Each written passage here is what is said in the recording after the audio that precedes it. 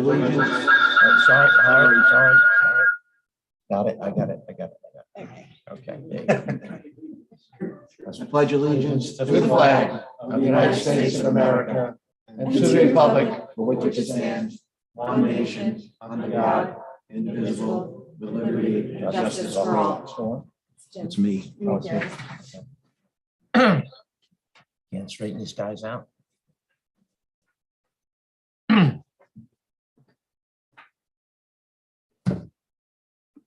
Okay, we'll start the meeting. We were going to take the COVID updates off the agenda, but it's on. So Amber, you want to give I us? checked the numbers since it was on the agenda. So 144 cases officially. There was no change from last week. So that's the first time in a couple months that we haven't had an added on COVID case. So that's good. And the county 7-day positivity rate is 1.5% and it was 1.9%. So we're like definitely in good land. So Good. And everything's pretty much back to normal Yeah. with the town. yes. Okay. Yeah. Okay, so that's going to be the last update for a while, I think. Before we start with the rest of the agenda, Councilman Colligan had asked to read something. Yes. We'd like to share with you a written article from Tom Nichols from The Atlantic, one that I could relate to immediately. We have an echo? Taking care of it.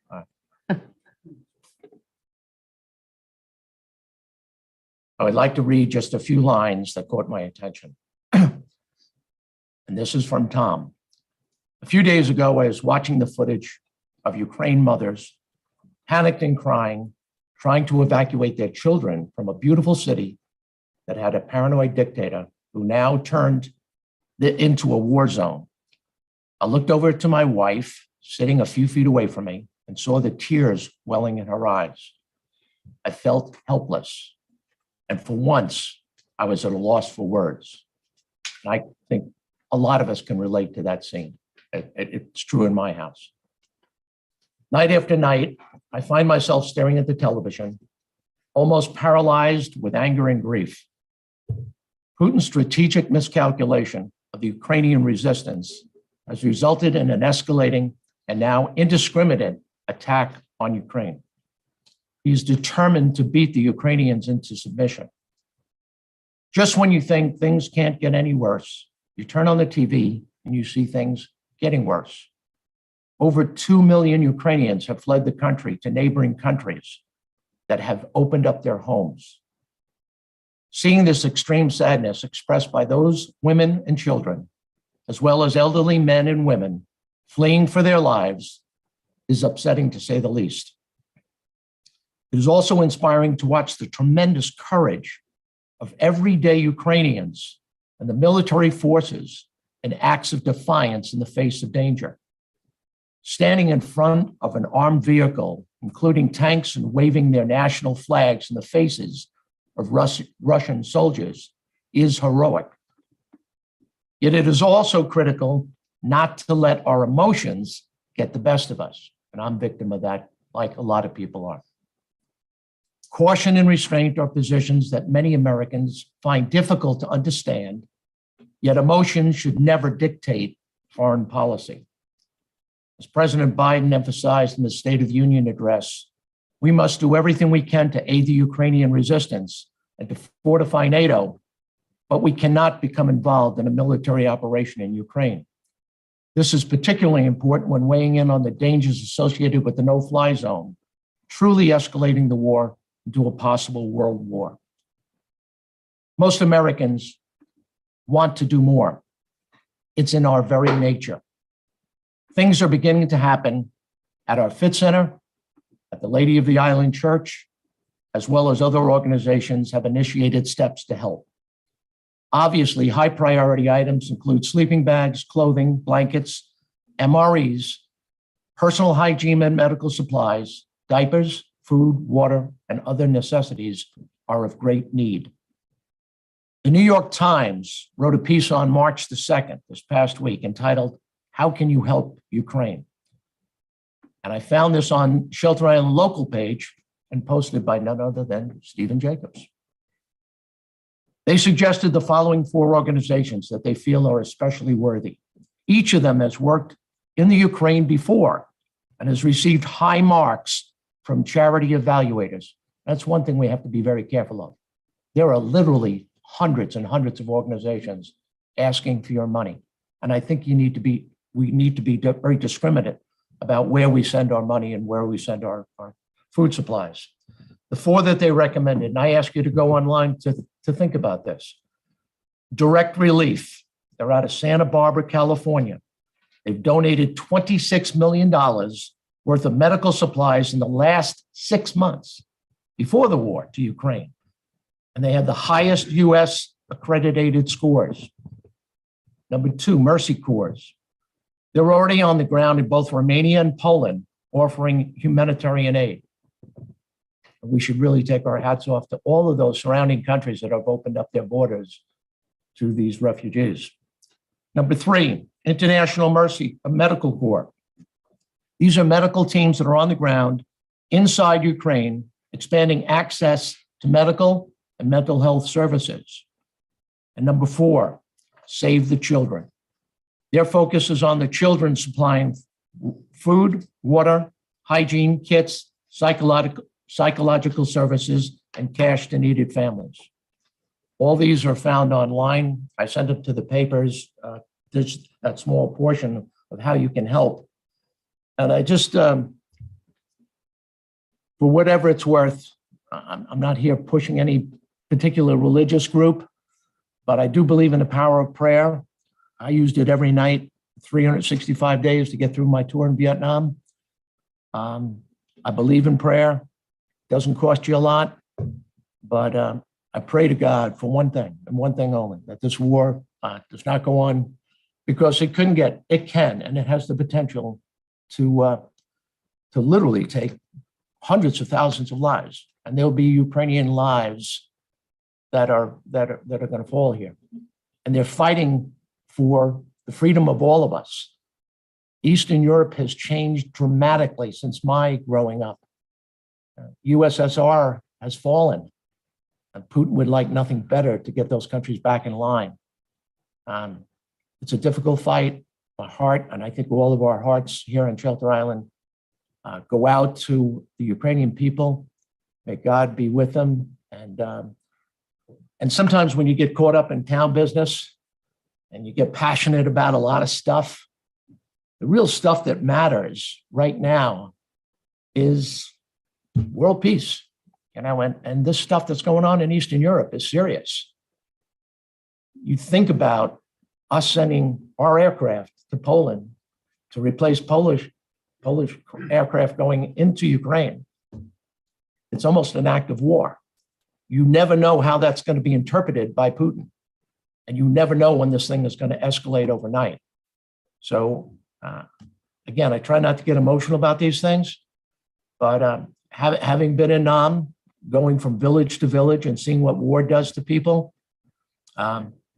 it's not a pretty sight. And I think I've said enough. God bless. Thanks, Jim. Okay, the first thing on the agenda is the assessor's office. The assessors, this has been sort of an ongoing discussion, and started a number of years ago. It started a number of years ago, changing the assessor's office from an elected position to an appointed position. Of all of New York State, there's only 40 towns that still have elected assessors. One of the downsides to the elected assessor is, anybody can run for it. And sometimes it's a popularity contest. Sometimes the people are very qualified, but it takes time to learn the business. And it's a very important part of the business of the town, obviously. So with Craig Woods leaving, we are down one assessor. The town board had the option of appointing someone to finish out or to work with Judith and Pat to finish the year. Al Hammond's going to help out if needed. Al's a retired assessor. So at this point, we're looking at an appointment of a professional assessor. BJ is going to run us through the process and what's involved. And there's 3 ways the town can do it. We can just do it outright ourselves as a town board. we can do a permissive referendum, or we can have a referendum in November. So, BJ, you want to walk us through it? Well, if you don't mind, Supervisor, Heather and Gary, I think we're almost left with no choice at this point. Am I right? Can you come to the mic? Yeah, come on up. Yeah, I just, because you're representing the option, which we don't really want to. Good afternoon. You have, now it's sort of politics. I'm the Democratic chair and Republican. Gary's the Republican chair. And how often have you ever seen us stand up here together? So you know that, it's important. Because this really shouldn't be necessarily a political thing. And this goes back at least 20 years. Al Hammond and John Cronin, they pleaded for years to say, like, this really shouldn't be an elected position. It should be appointed. So they've made that case, for a long time to make it an appointed based on skills. So we've kind of come to and of course it's your decision. It's not our decision. We're just doing the nuts and bolts of getting people elected. But we feel the time has come to make it appointed. There'll be great benefits for the town with this change because this position requires very specific skills such as strong math skills, and that's not me, analytic math skills, and specific computer skills. It's not like it was, 30 years ago, 40 years ago. It's really changed. The job requires training and experience. And a really important thing, as we see Craig left, and of course, Quinn went on to other things, continuity is really important because it will help Judith and Patricia do their job because, you won't have somebody new coming in all the time. So continuity will help make sure the job is done correctly. So an important political thing maybe to mention is that assessors don't create policy. They don't vote on legislation. So it's really, maybe it is time for it to become a non-political position. It would be in the best interest of Shelter Island. And Gary, I think you wanted to say something about, we have a really great team of two people Yeah, right we now. have, Yeah. Judith and Pat are both talented. and Yeah. Done a great job. In discussing it with the chair lady, I said the only thing that I wanted to make sure of is that they are protected in some form as far as what they're doing now, because they're doing it. We can't hear Gary. You gotta leave him Where the right. mic? Oh, lean into it. He's so tall. He's so Yeah, sorry. Thank you. No, I just want to make sure that whatever happens, that Judith and Pat are doing a great job. And however the process goes forward and unfolds, I think it's important that you get their input and keep them involved in the loop and how things are going, because clearly they're in there every day. And as much as we think we know, or anybody knows, they're there. So they're talented. They've done a great job. And I know that they do have some concerns, and I'm sure they would, want to talk to you about them. And but I think it's something that we can all get on the same page with and move forward. And thank you so much for, Thank you. So- Thank The you. Heather and Gary Yeah, show yeah, here. thank you. Heather and Gary, stay Oh, just for okay. a second. all right. Because I just wanted to be clear, if anybody went online and looked at the process, I don't even know, Christina, did we post it? Anyway, I had outlined a two-path process for this year in terms of trying to make this transition smooth. We don't know the candidate pool that's out there for an appointed assessor. So that's a big unknown, among other things. So one of the things I had said to you, and I think the rest has got to you, Gary, as well, which is we wanted to keep to have the option of having a ballot in November in case the appointed didn't work out this year for a myriad of reasons, but that is not an No, option. right? It's really not. We're already in the petition process and Time you passed. need the candidate. Why would you put somebody up there that isn't really an adequate candidate? Let's continue with the search process and get it done right. Well, I think there would be some issue, and you'd have to double check with the lawyers. But I had spoken to one, and I was told that if it happened in November and a person was elected, then you couldn't then make that position appointed. You'd have to then wait 4 years until that term has expired. No, maybe. No, that's not. That wasn't true, no. No, That sorry, The but election doesn't supersede the appointment. no. No, because if you look at real property tax law, which speaks to this section 328, it states if the town board through local law wanted to change to an appointed, that on December 31st of the year in which such local law shall take effect, the term or terms of office of all assessors then in office shall terminate. Which, so be that as it may, I think that the candidate pool, again, is a little thin in terms of what. It's you really guys are just shallow. Don't saying. jump in that pool Yes. because you're really going to hurt yourself. Right, you know? if we do an appointed, we don't necessarily have to choose from residents, is kind of a big difference here. I mean, not that we wouldn't want to if there was somebody on island, but it would give us the idea that we can broaden our reach a little. So I think that in terms of abandoning the elective process is a big consideration. And isn't it an indication that there's really not that many towns in New York State that continue to have, Less than 5%. yeah. So, that's telling you something right there. And the state, as Jerry kind of started out the conversation, the state has made it easy for us to do so. We don't have to do a referendum. We can Right. just really have a public hearing, which this is not it. This is just trying to get everybody informed about where we're going. So it's not a surprise to the town. But yeah, so the state encourages it. Unfortunately, they don't offer as much support for the office as they used to. There's been cutbacks in Albany all along, but that's not anything we can do anything about. Okay, so if you want to take a seat, what Gary mentioned about protecting the current assessors. Thank you. We've talked about, Thank you, guys. and I've talked to the assessors about it. So yeah, protecting is that's not even a good way to say it.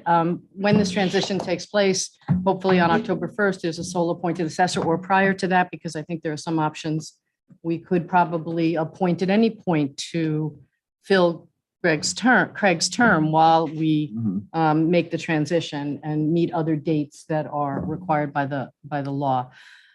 But the idea is this office will need at least 2 to 4 years to transition to this new model. And that's not even, again, I'm a little tired, so my words are not as accurate as I would like them to be. What I mean to say is Judith and Pat were part-time key members of the operation. When we get a full-time sole appointed, Judith and Pat will be part-time key parts of the operation. There shouldn't be anything that's different except how they got that job, elected versus appointed. Okay. And just Judith, before you speak, just to address this, I mean, yes, we will appoint someone full-time. We'll keep our assessors on board, and we might even add to the staff because, just as we see, we beefed up the building department. The building department is directly related to the assessors for all the new work that's going on, and the town coffers are increasing because of all these fees. Directly affects the assessments. Yes. I would like to say something just a little bit about, the elected versus appointed. And the only argument that I could say in favor of the elected is that it eliminates the idea of any bias, any conflict of interest, anything like that. And we report to the state, and the state gives us our guidelines and our rules, our regulations. We abide by what they have to say. And I think that having it as an elected position does create a good boundary, for lack of better words, to keep everything separate and keep it as the state's rules and regulations and guidelines and follow through with what they have to say and keep it so it's objective and not personal. So that's my only point about keeping it appointed versus elected. Thank you. I just want to, if I Yeah. can just address that one point. Yeah.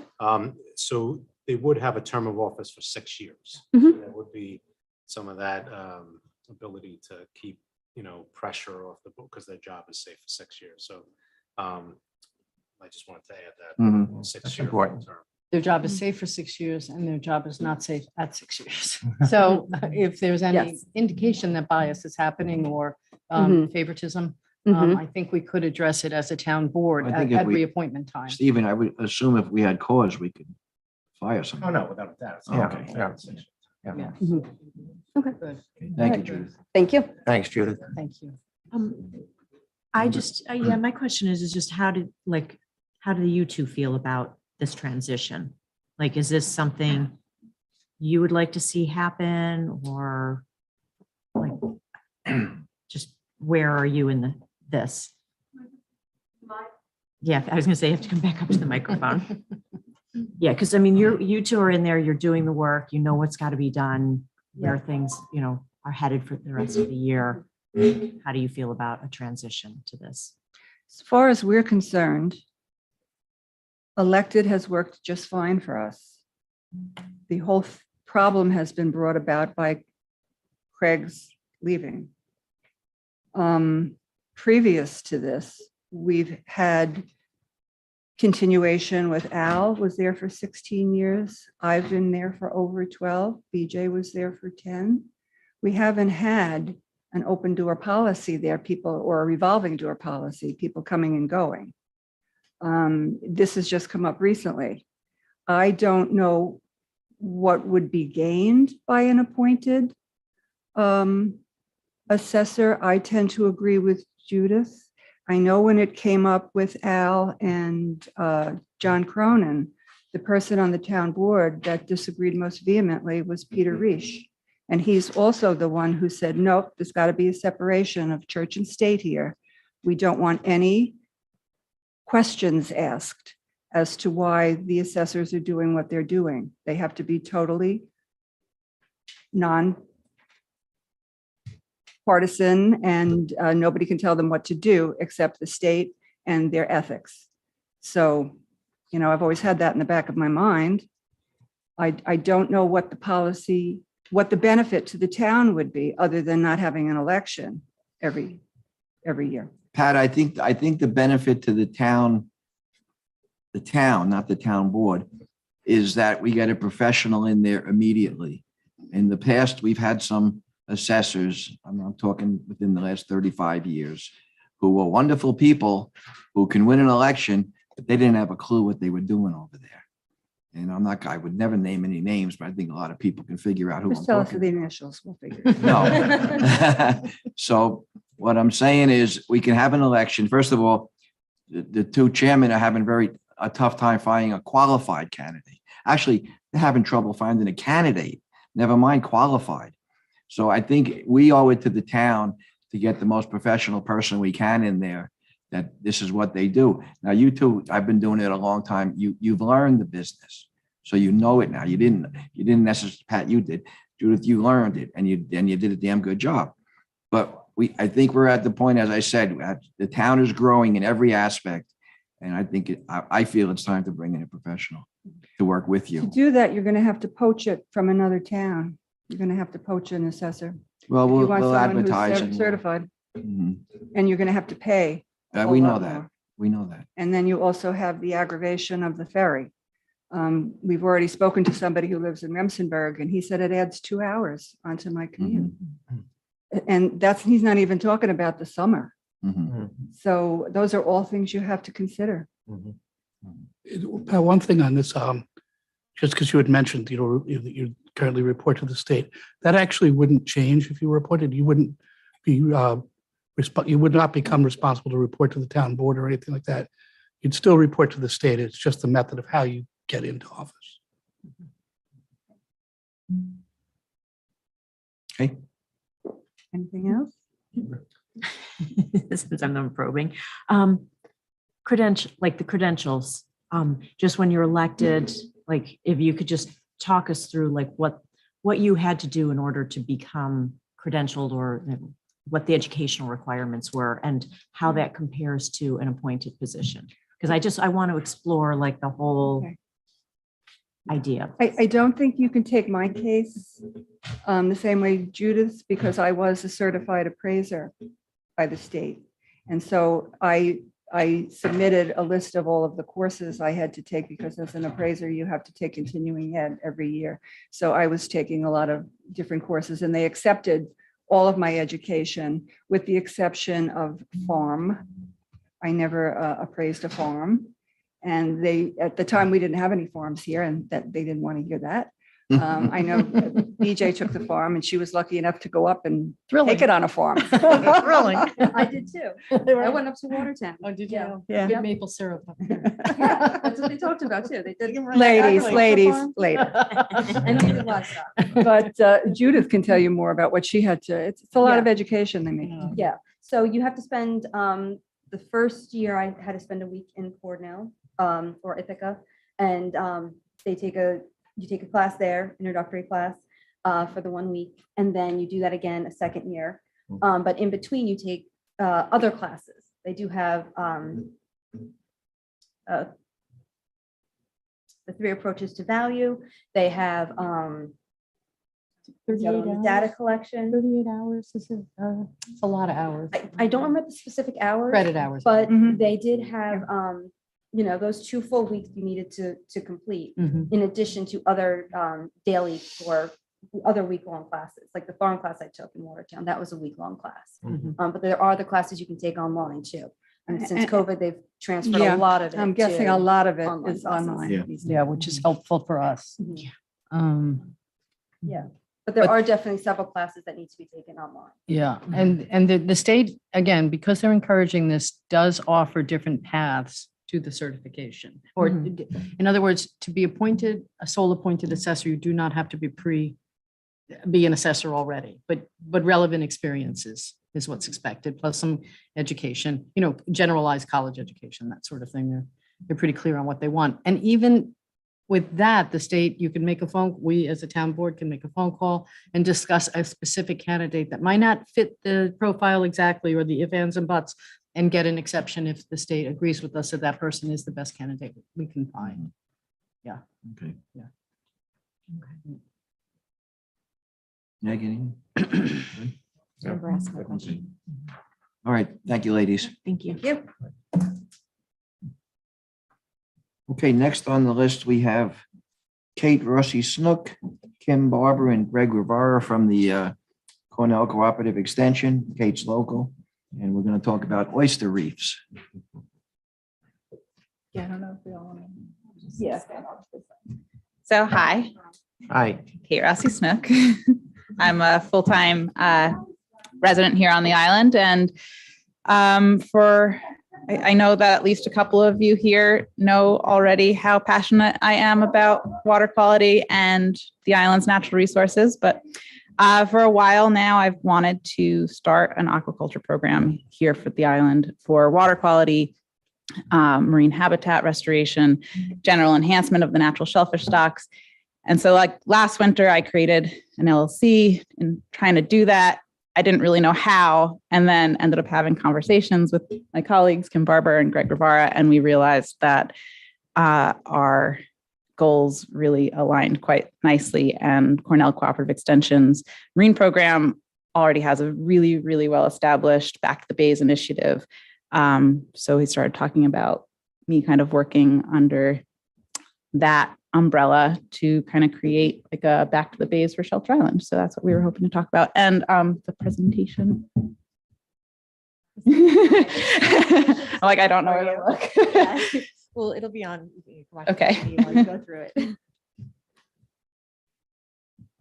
So yeah, you can just like hit play. So I'm going to actually hand it off to Kim to do the general background info and whatnot. So off you go.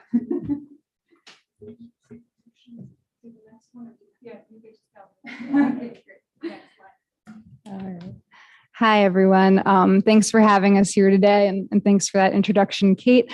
I'm Kim Barber. I serve as the outreach manager for Cornell Cooperative Extension Marine Program.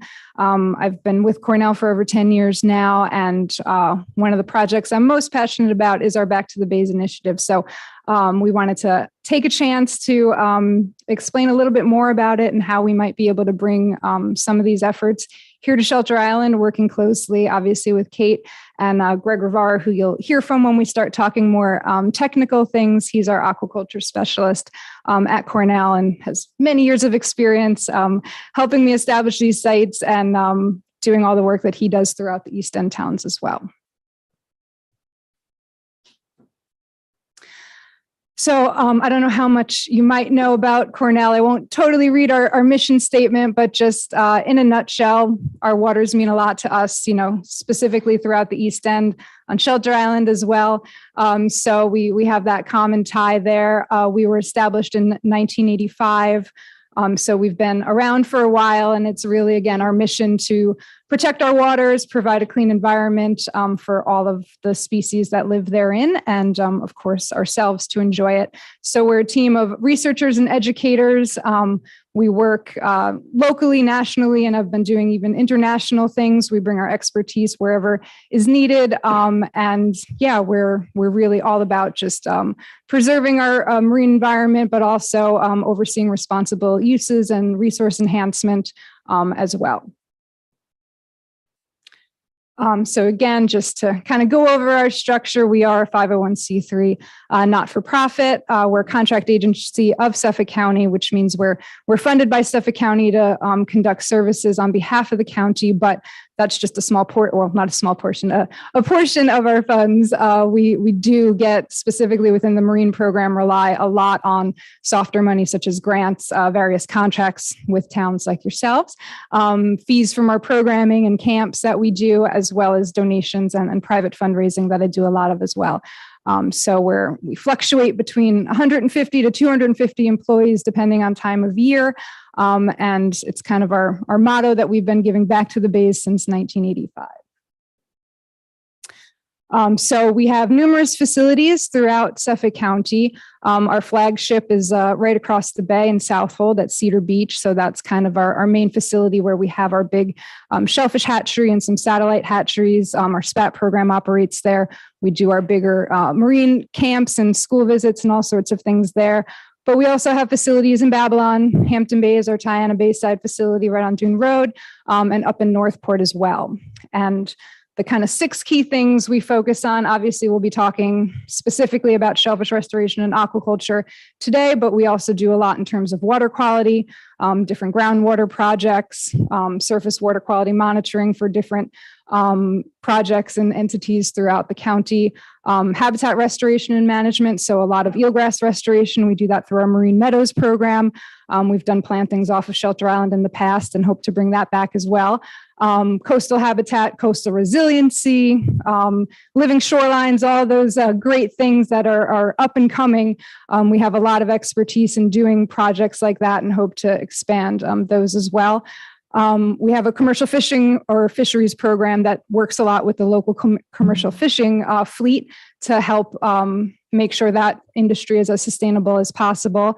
And then citizen science and youth education. So again, getting back to that core as us being educators and really trying to inform everybody about what's going on and how they could help and get involved with these main program areas. So just some history, as you're aware and probably recognize my colleague Greg here.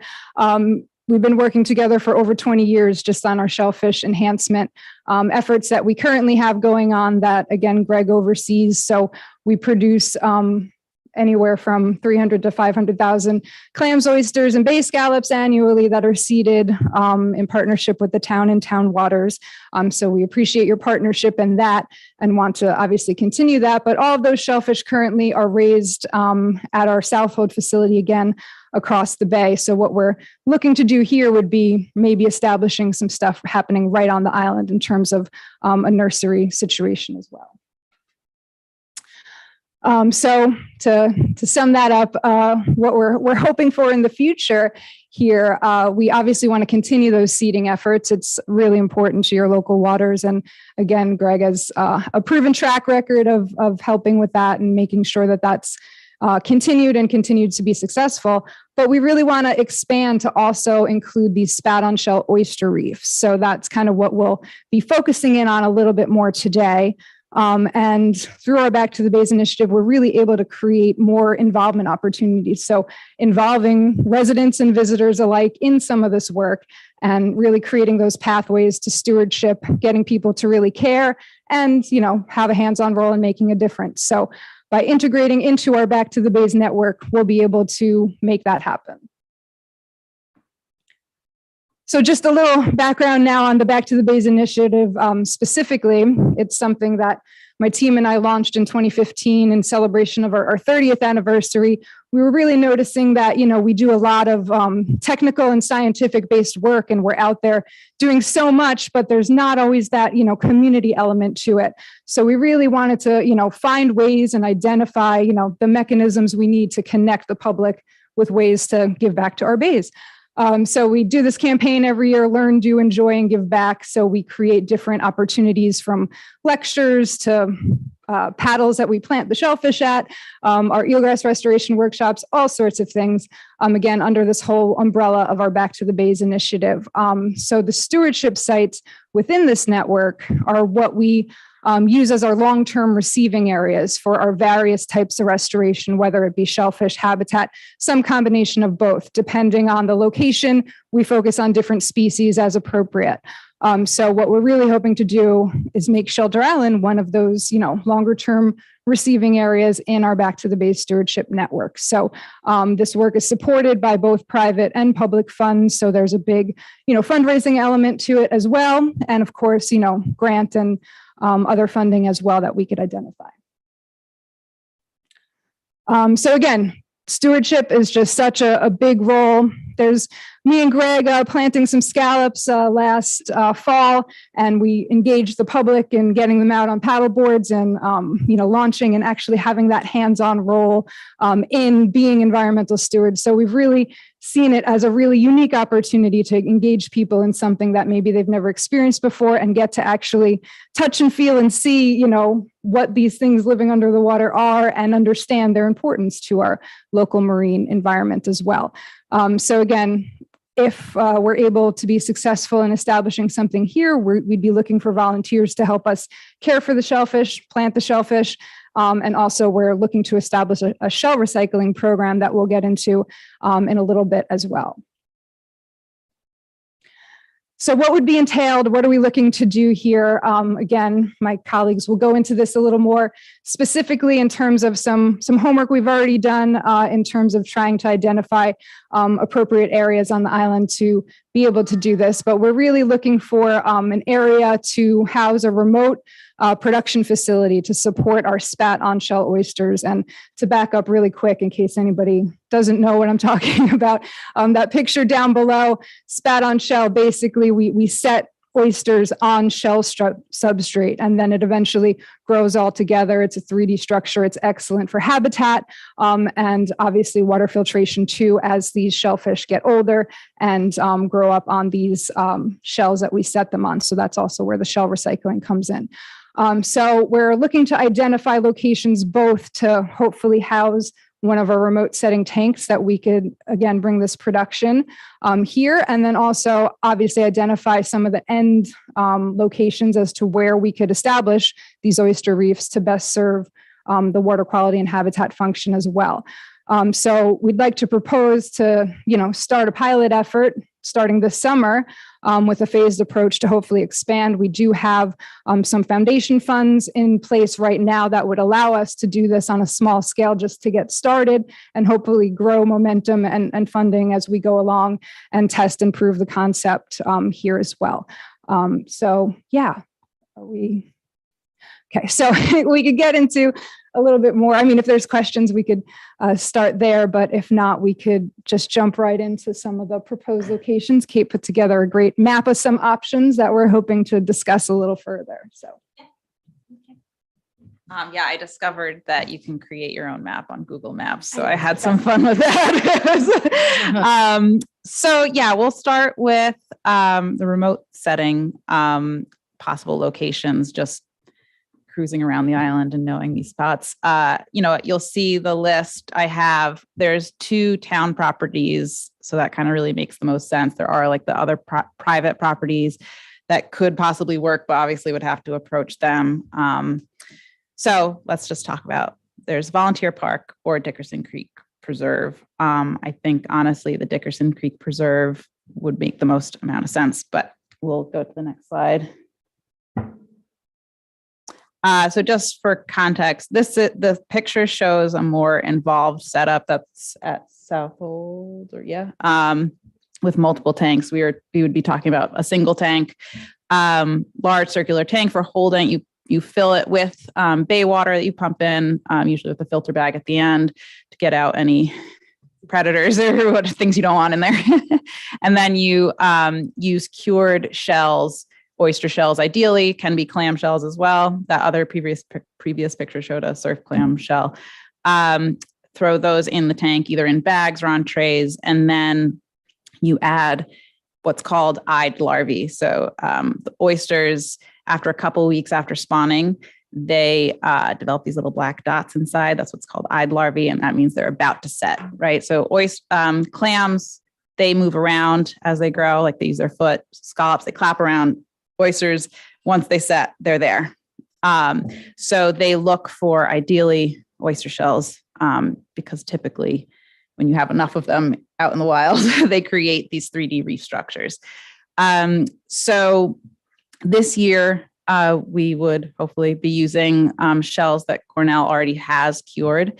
But as Kim mentioned, we also would like to establish a shell recycling program, just engaging with the restaurants here on the island and possibly private people who have their own shucking businesses, for example,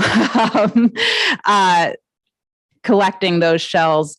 We already received permission from Sylvester Manor to use part of their property to cure the shells there. They're super happy and excited to be a partner in this program. So going forward, starting in 2023, we'd be using Shelter Island collected and cured shells for the setting of these oyster reefs. And then ideally, that same remote setting location would also allow us to possibly have a floating nursery setup. So kind of like a Flupsy floating upweller system, but no motor necessary, just offering a spot for these young oysters to grow a little bit more in a protected area and get acclimated to the open bay water before being put out into an established reef. I think I covered everything. Yeah. Next slide, sorry. So then, talking about the reefs, I scoped out some areas that I thought would be an ideal reef, make for ideal reef locations. All of them are really in Cockles Harbor. So you have the first causeway, fishermen also refer to it as the Cedars. You also have the end of Harbor Head Road, and then possibly the end of Burns Road. That's a little bit more exposed to the northeast winds. Might get a little knocked around, but we could go to the next slide. So the Spat and Shell SOS oyster reef deployment, each year that we would, set the larvae on the oyster shells, we would be adding to this reef. And, we were really looking at Cockles Harbor because it does offer nice, clean, open waters with nice tidal exchange, but it's also has all those good nooks and crannies. So all the larvae that will eventually be spawned from the reef will actually be relatively contained within that harbor. So to help establish a natural set, that's the idea. So my first choice is really the first causeway, Cedars. It's right up in there. It's protected from the northeast winds. It is nice rocky bottom. And you can go to the next slide. You'll see another picture come up. That's the picture of Harbor Head. I took this a little while ago when it was still snowy and cold. Or next click. Or that's the end of Burns Road. That has an opportunity to have some signage up there or something like that because there's already signage there. But yeah, that's really it. And then if you wanted to ask any technical questions, Greg and Kim and I can answer those. So I have a question. So the point of this is not to have oysters to eat. No. No, right? And Yeah. It's going to stay there and it's prohibited from fish. We have shellfishing in Cockles Harbor. It's all on. So how do those two coexist? You're going to get yelled at for not using the microphone. Yes. The board could create a sanctuary, a no-take zone, which the harbor masters, the Bay Council would keep an eye on. Also, these oysters are kind of gnarly. They're edible, same species, nothing exotic, but they're kind of rabbit ears and you have to bust them apart. So it's not like the ones we plant every fall. I go with Butch and plant them. Those are singles and they're meant to be harvested. Yeah. Okay. Much prettier looking oyster. So Greg, when you say a reef, I think of a big, is that what happens over Well, the it's years? three-dimensional, but you're not going to hit it with a boat. It's not going to grow that high. Yeah. I was like a Chesapeake imagining Bay kind of just thing. kind of offshore. Oysters are intertidal species. And with any of these, you have these going on elsewhere right now, right? Not on Shelter Island. No, I mean, in the Suffolk County. Oh, yeah. And on the East End. And are any of them on CPF lands? Well, Would they be allowed on CPF? I mean, are there? Like bottom land, like CPF? No, in other words, No, it- because like volunteer park. Oh, yeah, like for the, But the Dickerson Creek is CPF. right. property Where you'd want to put the tanks. Yeah, so it wouldn't be a permanent installment either. Right. It's just looking at a spot that's easy access to the water and with the electrical. Yeah, it wouldn't, right? We wouldn't need to, just correct me if I'm wrong. It's a seasonal thing. It can be taken away. Yeah. Portable. Yeah, but you would do it every year or no? Yes, Pretty yeah, much. yeah, Add in- and you need a site with power, obviously. yeah. Yes. Oh, So how about, again, I'm not sure about the land adjacent to it, Congdon Creek Dock. The town bought the land just to the south. Yeah, that's, I mean, we would need a longer like hose, I guess, that's why it's kind of, usually I'm like not all about bulkheading, but that's where bulkheading is actually a little convenient because like you could just drop the submersible pump in the water and just pump it into the tank. And then when you're done, you just drain it. So if it's more of a gradual access to the water, it's a little trickier. That's all. I mean, the reality is where can we do it, legally? So we have. Yeah, I don't. We'd have to find out what the restrictions. It's technically like not a development. And I understand the trickiness with even if you're using it for a water quality project, if a parcel's already been purchased with CPF only monies, then it's not open for even water quality improvement. I get that. But yeah, so I don't know, because it's not like you're developing it. I don't know. And is it something that, you're saying Cockles Harbor, you want to put it where the water's already good, or do you want to put it where it's not so great and you want to improve it, or? I think it's more habitat in this case, when you're starting in a pilot scale like this, Mhm, but it certainly could go to other sites. Right, And we don't want to put in the I got terrible you. waters like Yeah, land, yeah, right, no yeah, time exchange. yeah. Like I'm not- Pandora, yeah. we wouldn't want to put it there. Right. for us. No, No. that's, I mean, I was just thinking the whole time you were talking, looking at the map, where we could do it, Mhm. that it would work for you. Yeah, I'm open to ideas. That was just my just initial. out of curiosity, my exposure to shellfish, 6 years working at Log Cabin Creek and Neshomic.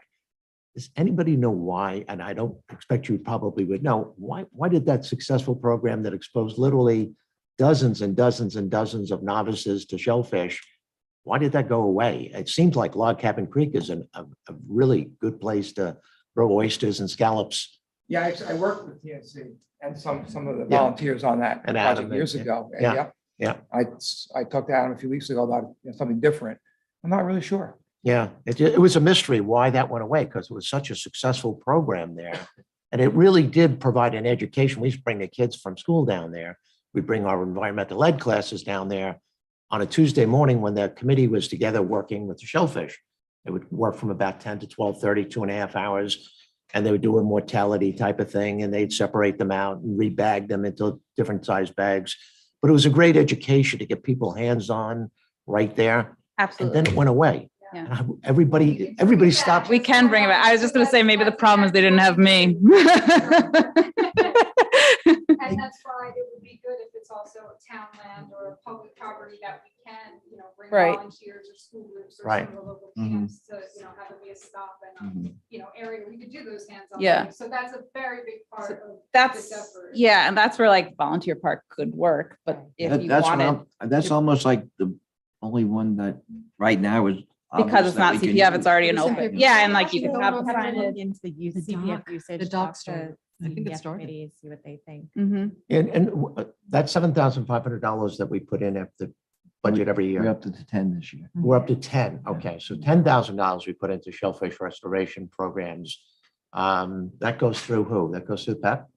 No, it No. goes to- Oh, that's you guys, No, okay. It's a separate issue. Okay. We still want to continue that. This Yeah. is a complete, Right. it's building on these Yeah. efforts, but those are the single species that are more planted again for harvest. For consumption, This yeah. is more a restoration, community stewardship type program. So again, it's the same hatchery that, we're working with through Cornell, but it's, kind of a different lane. So not, building and complementing that, but it's a whole separate. Greg, were you involved in the program about 25 years ago with the Nature Conservancy, where they closed off an area and just loaded it with Like a spawner shallot sanctuary. clams just to. Oh, I did that. I I did know that with about it. Al Loretto. No, We- this is way before you were here. Yeah, this is Yeah. 30,000 clams that we put in, adult clams that we put in West Back Creek. I know about it, but I was not involved directly. Yeah, I mean, that boat almost sank. It got so heavy. I mean, we were just taking bag after bag and the boat was just sinking down. That was heavy. So at the first causeway, there's no electricity, right, at the Cedar? Well, that spot would be for the reef.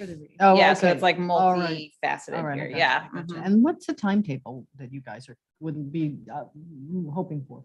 So yeah, we're hoping, so the way it times Out to have eyed larvae available with our hatchery season, because we'd be, producing it there and bringing it here. We're talking like the June-ish timeframe. So yeah, we're kind of in that sweet spot now of trying to get this, figured out and the site ready so we could then hopefully do that and then develop some summer, programming around it as well. So So what would be the actual timing for the tank? June through September. Just June, July. Okay. June, And July, yeah. We should work with them. That changes things. That might. Yeah, right, yeah. Yeah. Because we would do like a few rounds of the remote setting. Just through that. Yeah. I would say conceptually, we're all for it. Mhm. Now we just got to figure out, where we can do it. Right. Yeah. Do you guys now interface at all through the PEP with Stony Brook University? Because I guess Stony Brook now is a new partner with Peconic Estuary Partnership. They used to have a group from Boston, but the Stony Brook now is, last 2 years has been involved with PEP.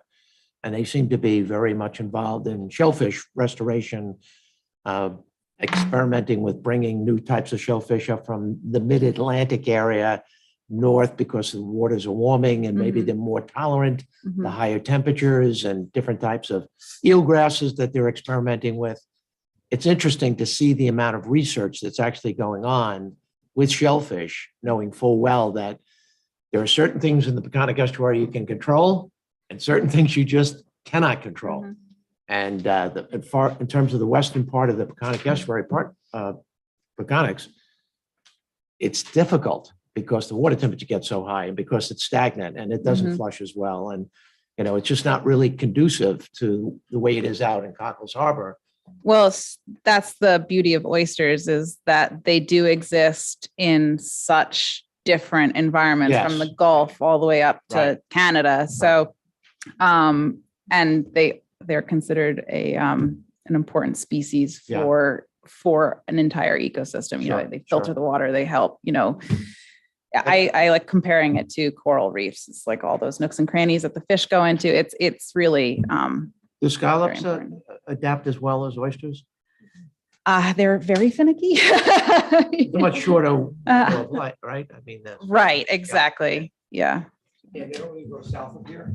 That's the problem with Okay. warming waters here. Oysters, like Okay. Kate said, we're down, they're all same species. okay. The last couple of years have been really hard on the scallops. Yeah. Has that affected the oysters at all? Whatever's going on with it? No, in fact, the oysters will grow faster with warmer water. Yep. Diseases could be an issue. Right. Yeah. Oysters, hurt them more. But in general, no. But It's not it's, been an yeah, it's like, so I really feel passionate about like us all doing whatever we can because it's not just the environment, it's these harvest species are so important culturally and economically out here that, we have to support our baymen, Would Gardeners Creek be a possibility or is it too stagnant? It's Not funny, stagnant. just talking with Sylvester Manor and like, they're really amped and we would all love to see something happen in that creek. Probably not the first year, maybe in a couple years, just do something. And that's such a great opportunity for education too. What about How Taylor's about if Island? they, The what? Taylor's Island. That's like we were kind of trying to get far into the harbor to retain that larvae. Yeah.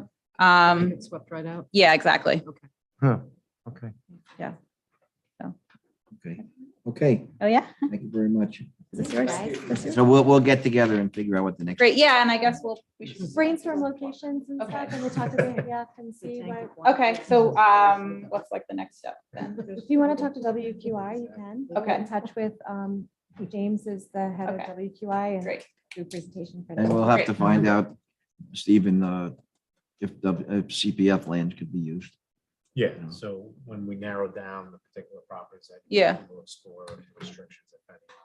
Great. And then I'm assuming you have an agreement a formal agreement that you use with municipalities or use the? Sure, yep. Okay. Yeah. We'll do an MOU or however you want to do it. We could do, well, the short, short, all that. Okay. Good. All right, Thank you, everyone. Thank you. Okay, next on the list, we have the ZB letter and code update. Yes, Mr. Supervisor, the chair of the zoning board sent a letter February 18th. They're looking to amend the code. It's a very minor amendment. It's section 134, I'm sorry, 133-34B. And the proposed amendment is being requested again, to cure what was likely a mere Scrivener's error in 2018. In 2018, the board amended the zoning code to allow for a longer notice period for applications in connection with ZBA applications.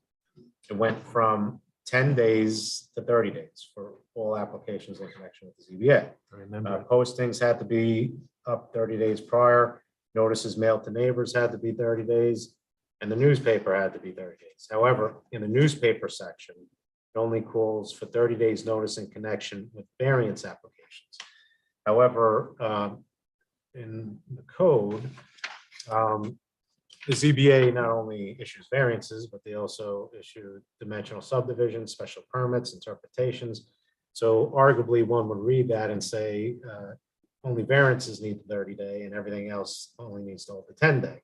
However, if you look at the posting and mailing, you need 30 days for all ZBA applications. So there's this inconsistency within the code. So it's a minor fix that we would have to make against section 133-34B, and it's half a sentence.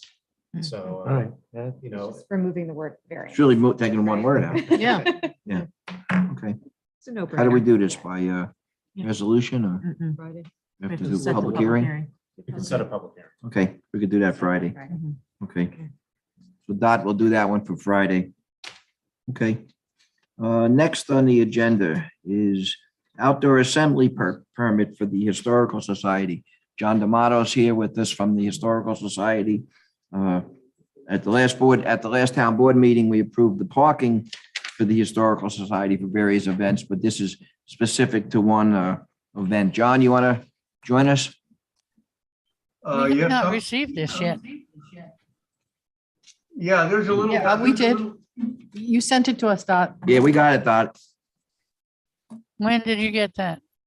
I'll send it back to you, okay? Please. All right. February 18th. Okay, go ahead, John. All right, on February 18th, the resolution was about extending the agreement for parking. We have not yet put in our outdoor assembly permits. I didn't think so. Not sure why that ended up on the agenda. I got it right here in front of me. Well, I have it right here. Musical play for community. Set up to 7/23, event 7/23, 24, 25, cleanup 7/26. I do not know who submitted that. I talked to Nanette Nanette this did. morning. She said she hadn't submitted that yet, and she was as confused as I was. She was thinking that the conversation was going to be about authorizing the use of the parking lot for our events.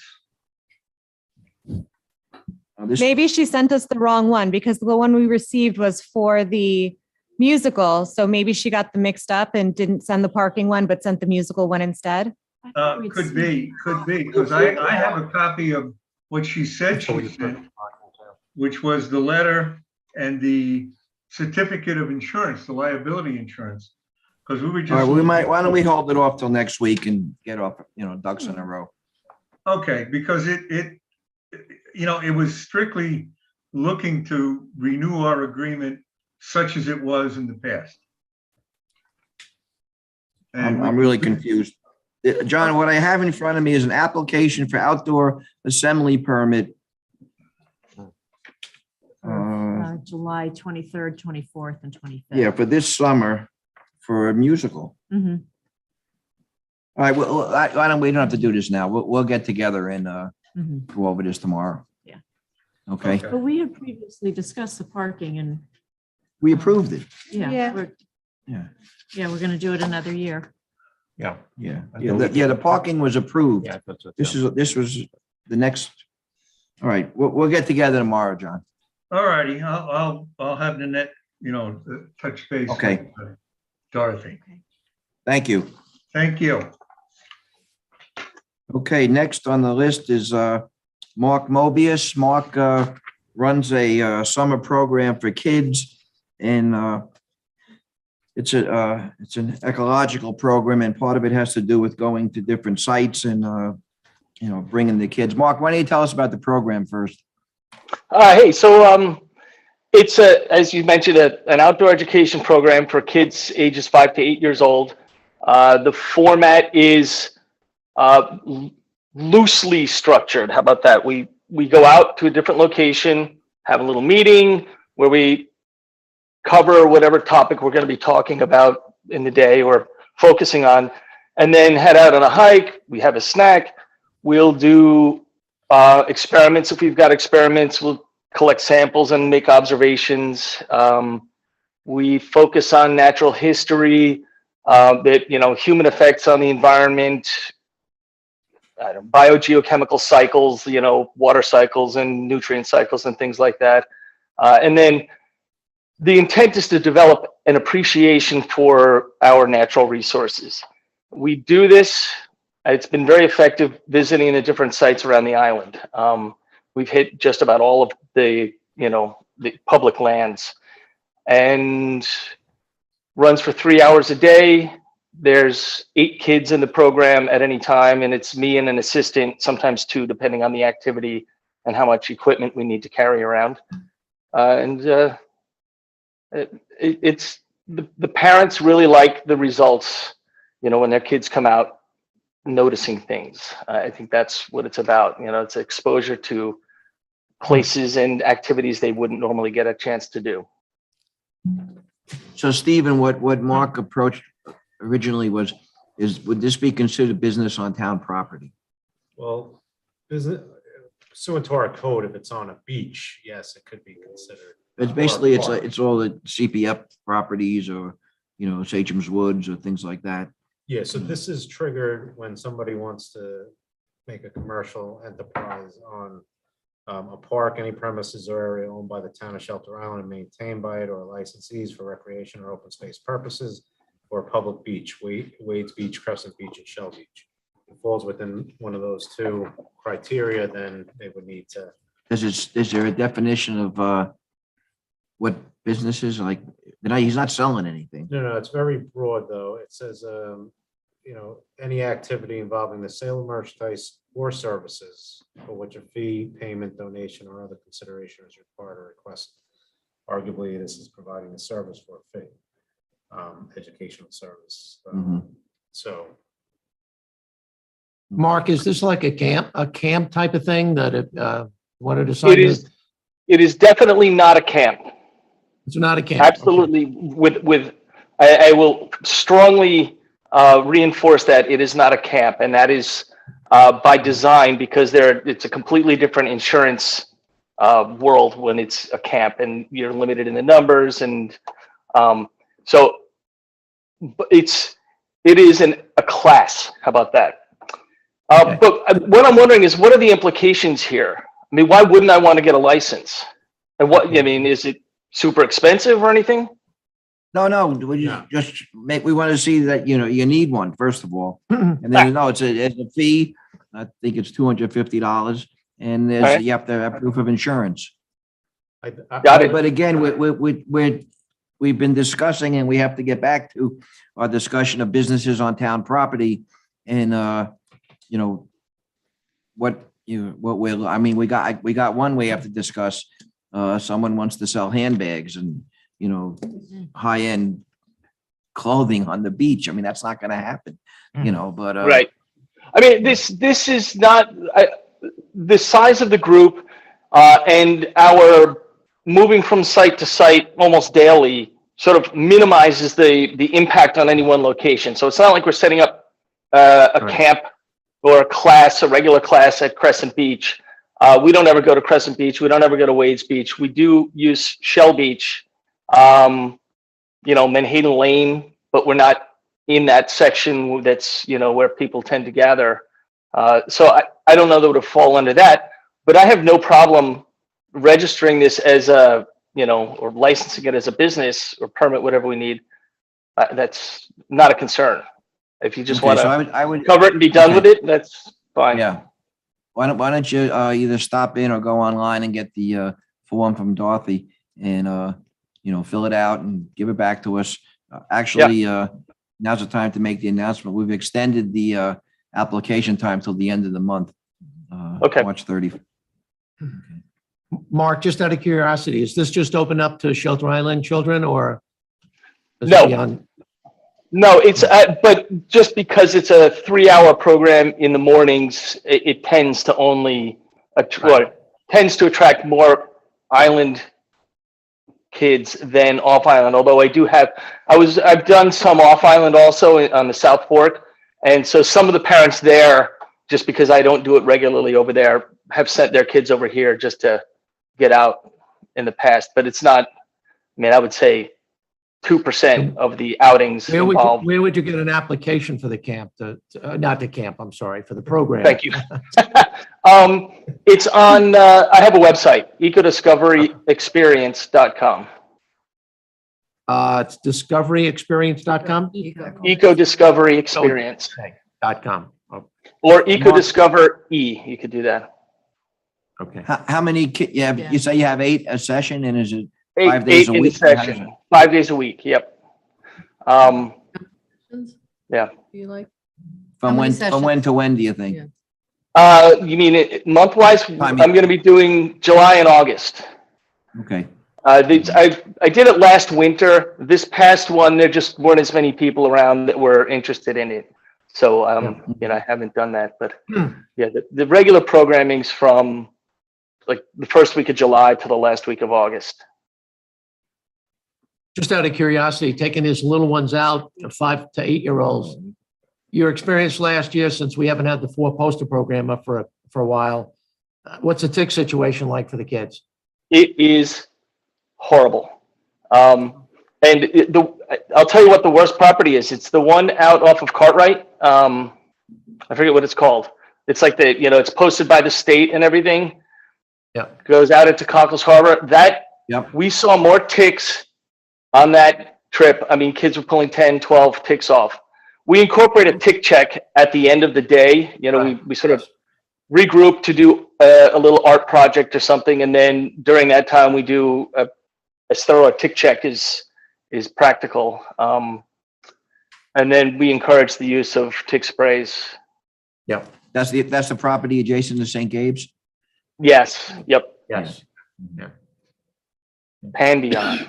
So I would say pick up the application, fill it out, and hand it in. You got it.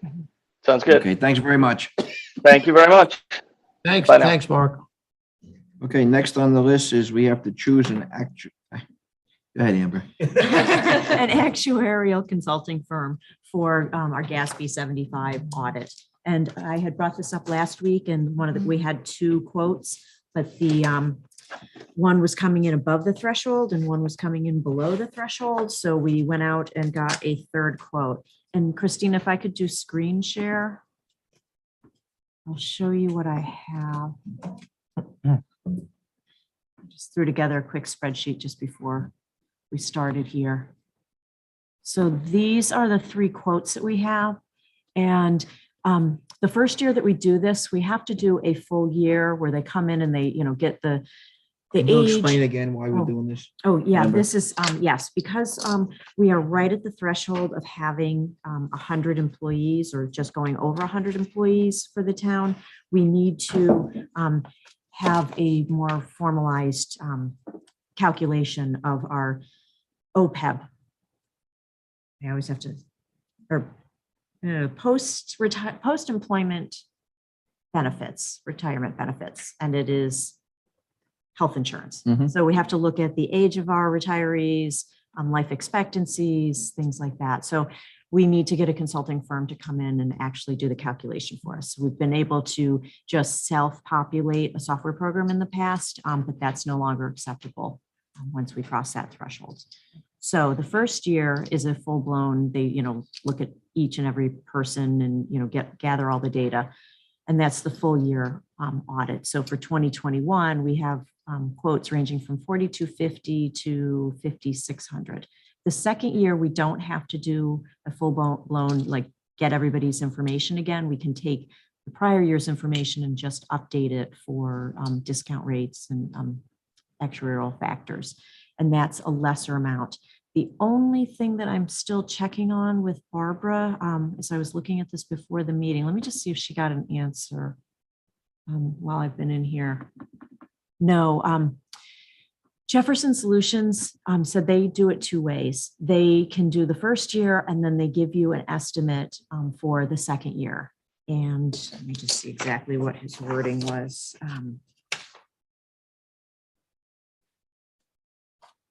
Sorry. I start to shuffle my papers in the meetings and then. I know that feeling.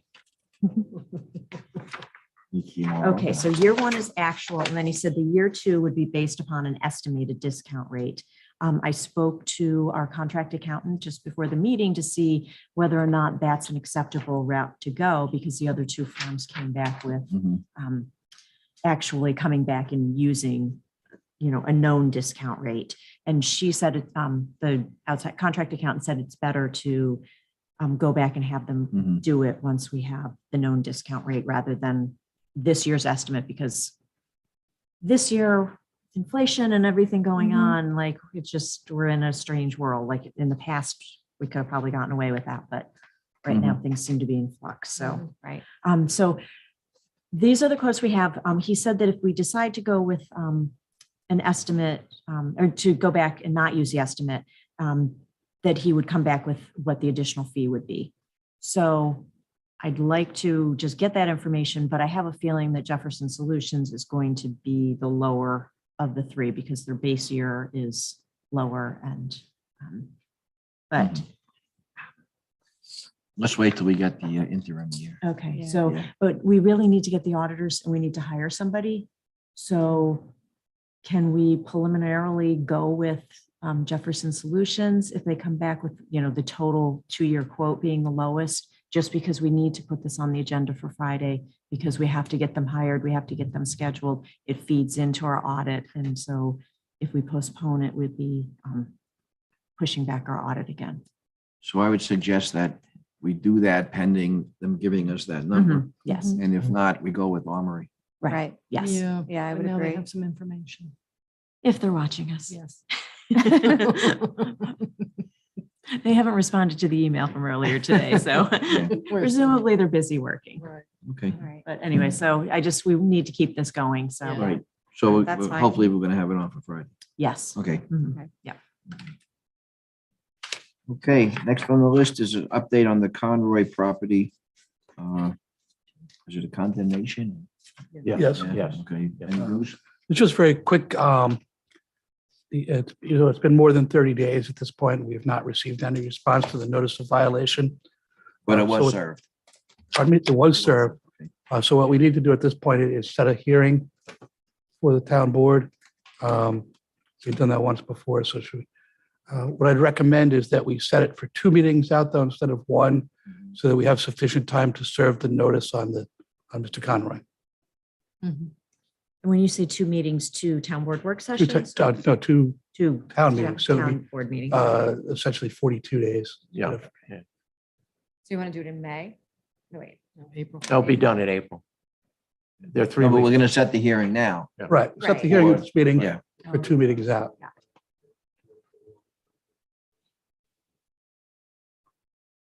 Okay. Okay. Okay, next on the list is the employee manual. We have this is something Bob's been working on to get done. Bob, you want to walk us through? Yeah, these were basically, minor changes. This was our first year of working with this manual. So some things that had come up that we just wanted to clarify. I'll go through them quickly. I'm not going to read all of this, but just to, The first is emergency situations. People had asked that we put more detail in and more specificity. So that's essentially what this is about. We talk more about communications procedures and break it down into, closing procedures. What happens if it's before work or during work, or and who has to do the notifying and that sort of thing.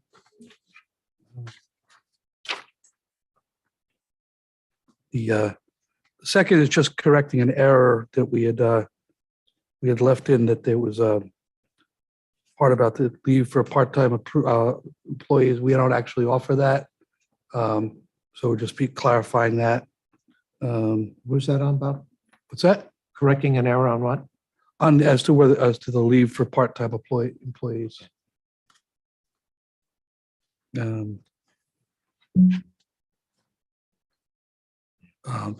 Third is just, we had a separate contract with the former CSEA employees with regard to the number of sick days they had, so we're just revising that.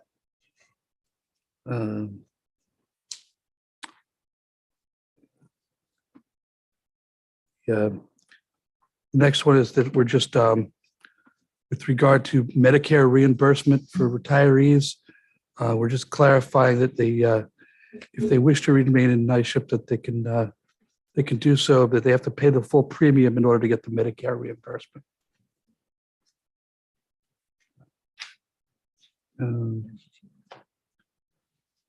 Next one again has to do with the CSEA agreement for the former CSEA members, that they were entitled to the town paying their health care for after they retired.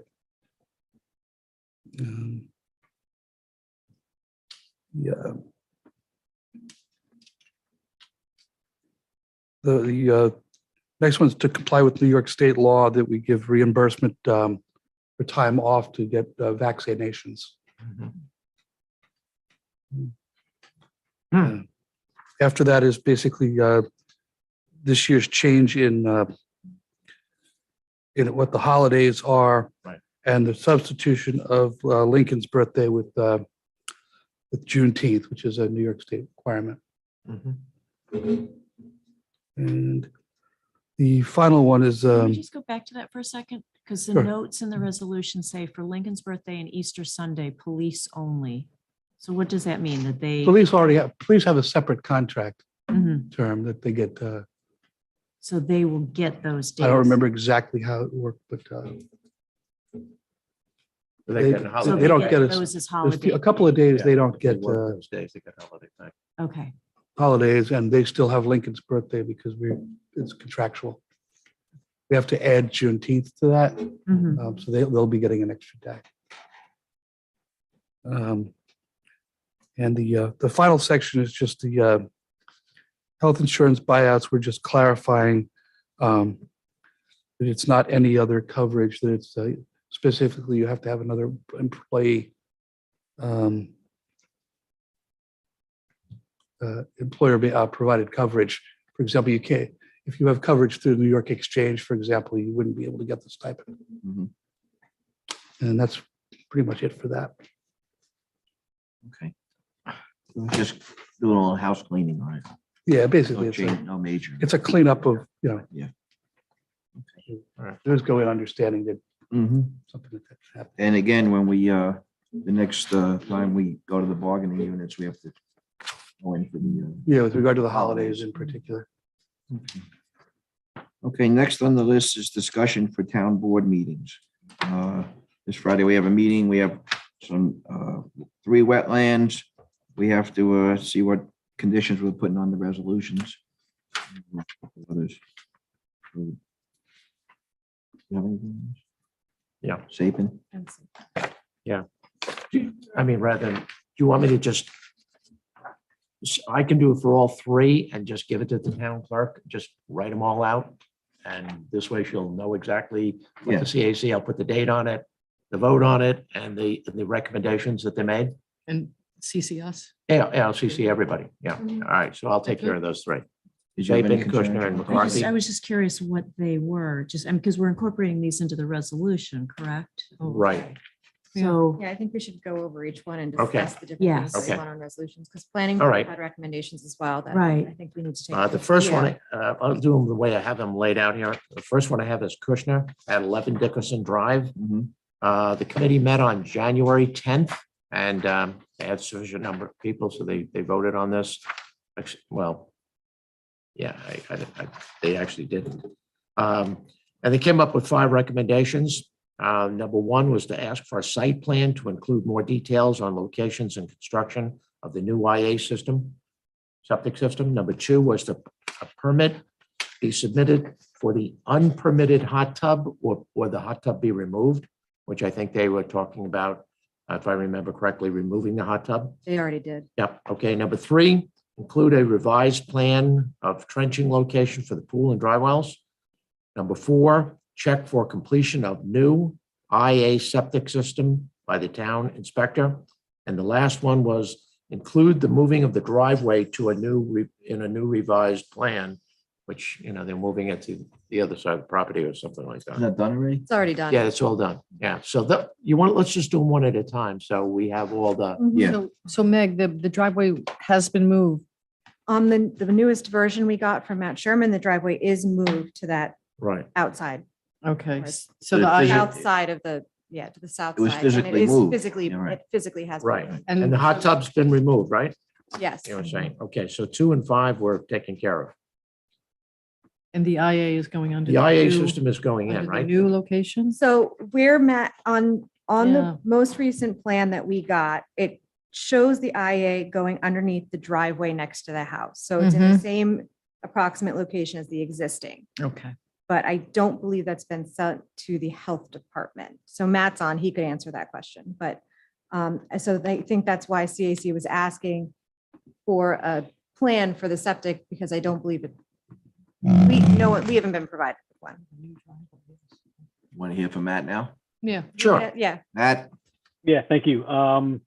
Yeah, the application has not been submitted to the health department yet. We're just waiting on a water quality report to come back, which is the final piece that we need to submit that application. But Meg's exactly right. What we're looking to do is take out the existing septic tank, put the IA unit back in its place. We'll have to put a covenant on the deed for the health department because it's going to be in the driveway.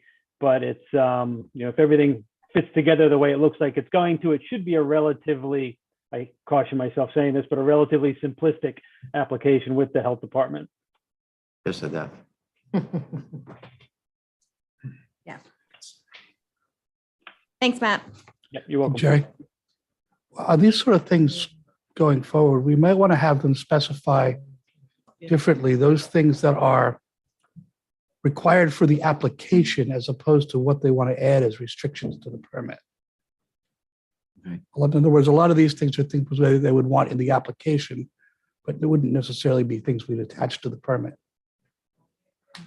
What's an example of that, Yeah, Bob? Just to give. Like they want to submit a site plan. Well, the reason for that is so we can evaluate it. It's not something that would, we're going to require you to put in an IA system, or we're going to require you to do this as part of the permitting. Right. Right. But it's really part of the, review process. Right. Yeah, Um, this was a CAC. They wanted to see the site plan for the IA, but like Matt says, it hasn't been Right. done yet because. So that's more something that we need to make sure we finish before they Going forward, yeah. it's considered rather than something that to Right. put on as a restriction. On the resolution. Right.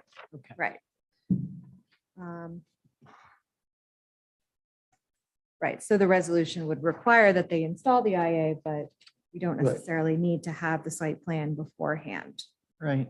Okay. Just the intention's been voiced that they want to do So is it. the resolution going to say that they have to put the IA system? That would be one of the terms of the resolution. Yes. Yeah. Along with all the other basics that typically go, wire back silt fence, automatic pool cover, salt cell disinfection, cartridge filter for permeable patio. No, that's 2 separate items. Permeable patio, 15-foot non-turf buffer. And then another note was clean up the debris on the beach. We consolidate these. Do we want to do it the way Bob did it and compare the notes and Give it to the town clerk? Yeah. She's, I can give it to clerk. okay, yeah, so between the two of us. Yeah. Mhm. We'll do It's the that. town attorney that does the resolution. Okay. We're on it. All right. Next. Okay. Did anyone have any other comments Yeah, on any, it? on Kushner? On Sapin at 22 Prospect Avenue, the removal of the existing wood staircase at the bluff, this is in the Heights.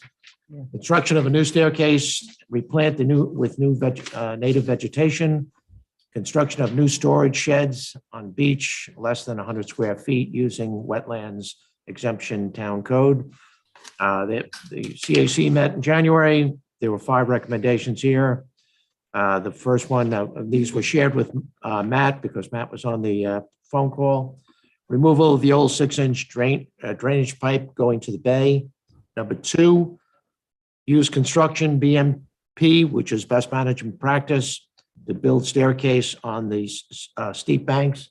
Matt went to great lengths explaining he's been in touch with many companies that have installed similar staircases along the north shore of eastern Long Island that have very sharp drops, which is the case in this particular place on Shelter Island.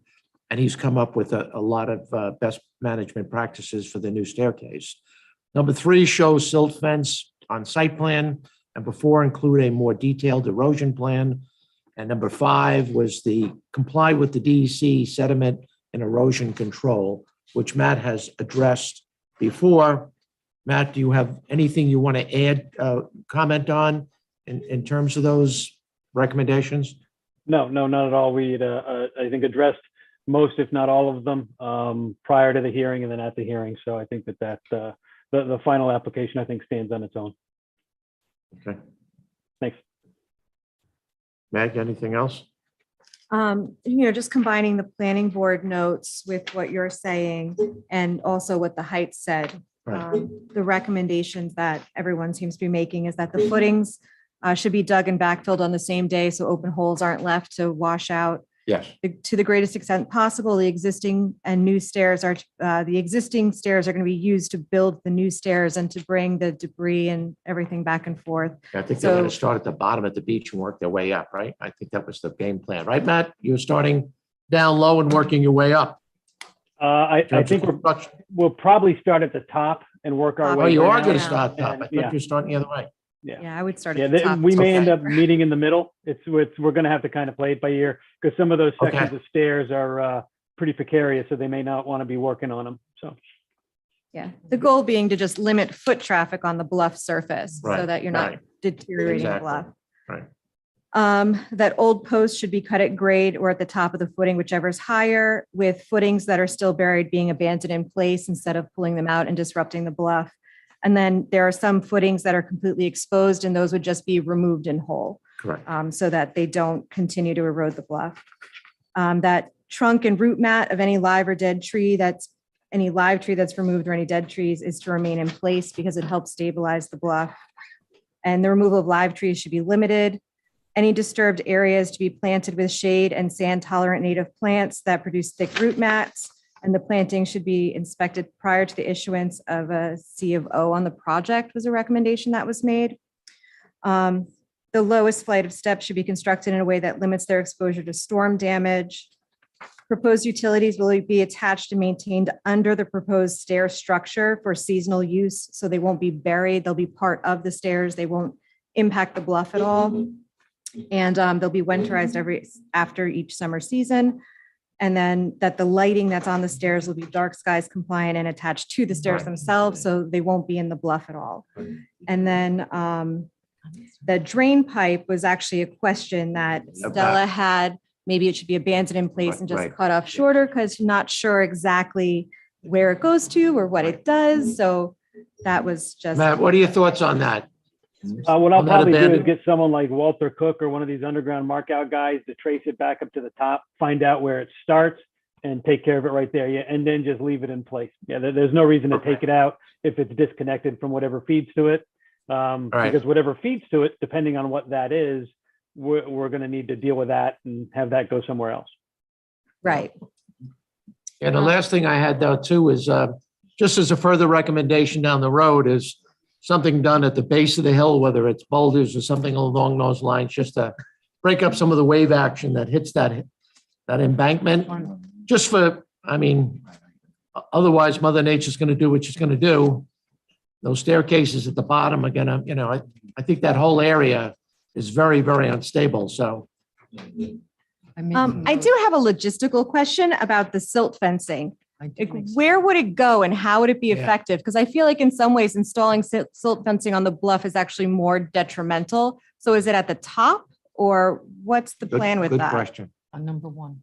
You have any I'm idea? sorry, start to say that again I missed the beginning of that. So with this project in particular, I feel like silt fence on the bluff would be more detrimental than not having silt fence. So I'm wondering where it's being proposed to be used. I'm in my mind, I'm not seeing it as necessary. It's in reality, it's it's really not required. necessary. Yeah, it's almost like a check the box item for the DEC and for to some respect with the town. The purpose I see of the silt fencing for a project like this is limiting the scope. So putting silt fencing down more as a project limiting fence than anything else to keep everything as tight to that existing footprint as we reasonably can. There's going to be very, very minimal ground disturbance because of the nature of installing the footings. The silt fencing is really, it's a bit of a misnomer. We really should be calling it a project limiting fence. Okay. Yeah, because Good call. it didn't seem necessary unless you're Yeah. putting it at the top to make sure materials stay in that zone. That makes sense to me. I like that. Yeah. Otherwise, it's just added disturbance. Yeah, and the material storage area at the top is going to be far enough back from the top of the bluff that it really shouldn't be an issue there. But yeah, so we'll just run it down on either side of the work area, keeps everything nice and tight. We don't have to worry about things inadvertently, moving beyond where that work area is intended to be. Okay. Thank you. You're welcome. Stella, do you have something to say? Yes, thanks. I just, Jim, when you introduced this, I think I heard you say the two sheds on the beach, and it's now been changed to one shed on the first level. So I just want to clarify that that's what we're talking about. Okay, yes, you are correct. They're Okay, eliminating thanks the so two much. sheds on the beach, one on the landing, so to speak, on going down. Okay, thank you so much. All right. And then the shed's on the landing, so it's not adding additional encroachment on the bluff. It's not impacting that at all. I'm writing that in just to make sure. You have that on your thing now, right? Yep. Yeah. Okay, we're good. It's in the Yep. plan. Yeah, it's on the plan. Okay. Okay, so we're good for that one. McCarthy? Yep. Okay, McCarthy is 9 Locust Avenue Drive, or whatever, Locust Avenue, I guess it is, right? The new second story, larger foundation, a new Bilco doors going in for the HVAC.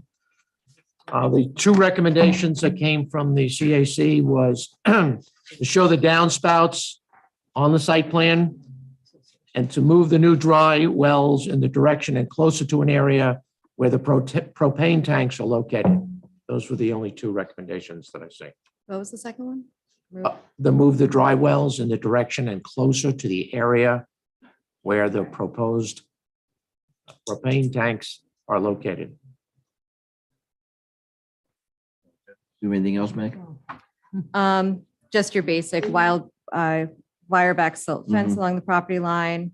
The dry wells to collect runoff from the roof. No further expansion beyond the current scope of work, including adding bedrooms, will be allowed in the future. No storing or staging of materials or vehicles in the regulated wetland area during construction, and all staging and storing of materials must happen on the McCarthy property, and dewatering is not allowed. Yeah. Those are standard. Ian, did you want to speak to this? Okay. Thanks, Ian. Hey, Stace, before you leave, we're going to invite you to a future meeting to introduce yourself to the town. Okay, all right. Okay, so that one's good. Okay. Thank you. Yeah. Okay. Actually, can I say one thing? Sure. Mike. CAC had requested the dry well to be moved back. Currently, we're showing it in the Ian McDonald, the architect for the applicant. We currently show the dry well in the 20 and the 75 to 100-foot setback. Matt Sherman's actually shown as 2 tanks, one in that region, the other one just out. Right. If we push it back to the propane tank, we may run into setback issues, especially since the propane tank, which we were made to put on this property, not the applicant's adjoining property, which they own. We put it on the property with the house. The setbacks are so tight that we may actually need to move the propane tank a little closer until we figure out all these setbacks. So all I'm asking is we can keep the I agree. stormwater collecting, Could you make that? recharging dry well in the location that we're. Yeah, I see you have 2 problems here with that. If you move it too close, once you're encroaching on the Bilco, and then Yep. that you have that separation distance and the propane. So Yep. I do think it has to stay where it Okay. is. Thank you. All right, okay, you got that? Yep. Taking notes. Okay, next, Stephen, is the Community Housing Fund. This is something you picked up that we have to have ready for the referendum. We have to actually have the fund in place. We have to establish this, yeah. Correct. Yeah, so we're gonna have to,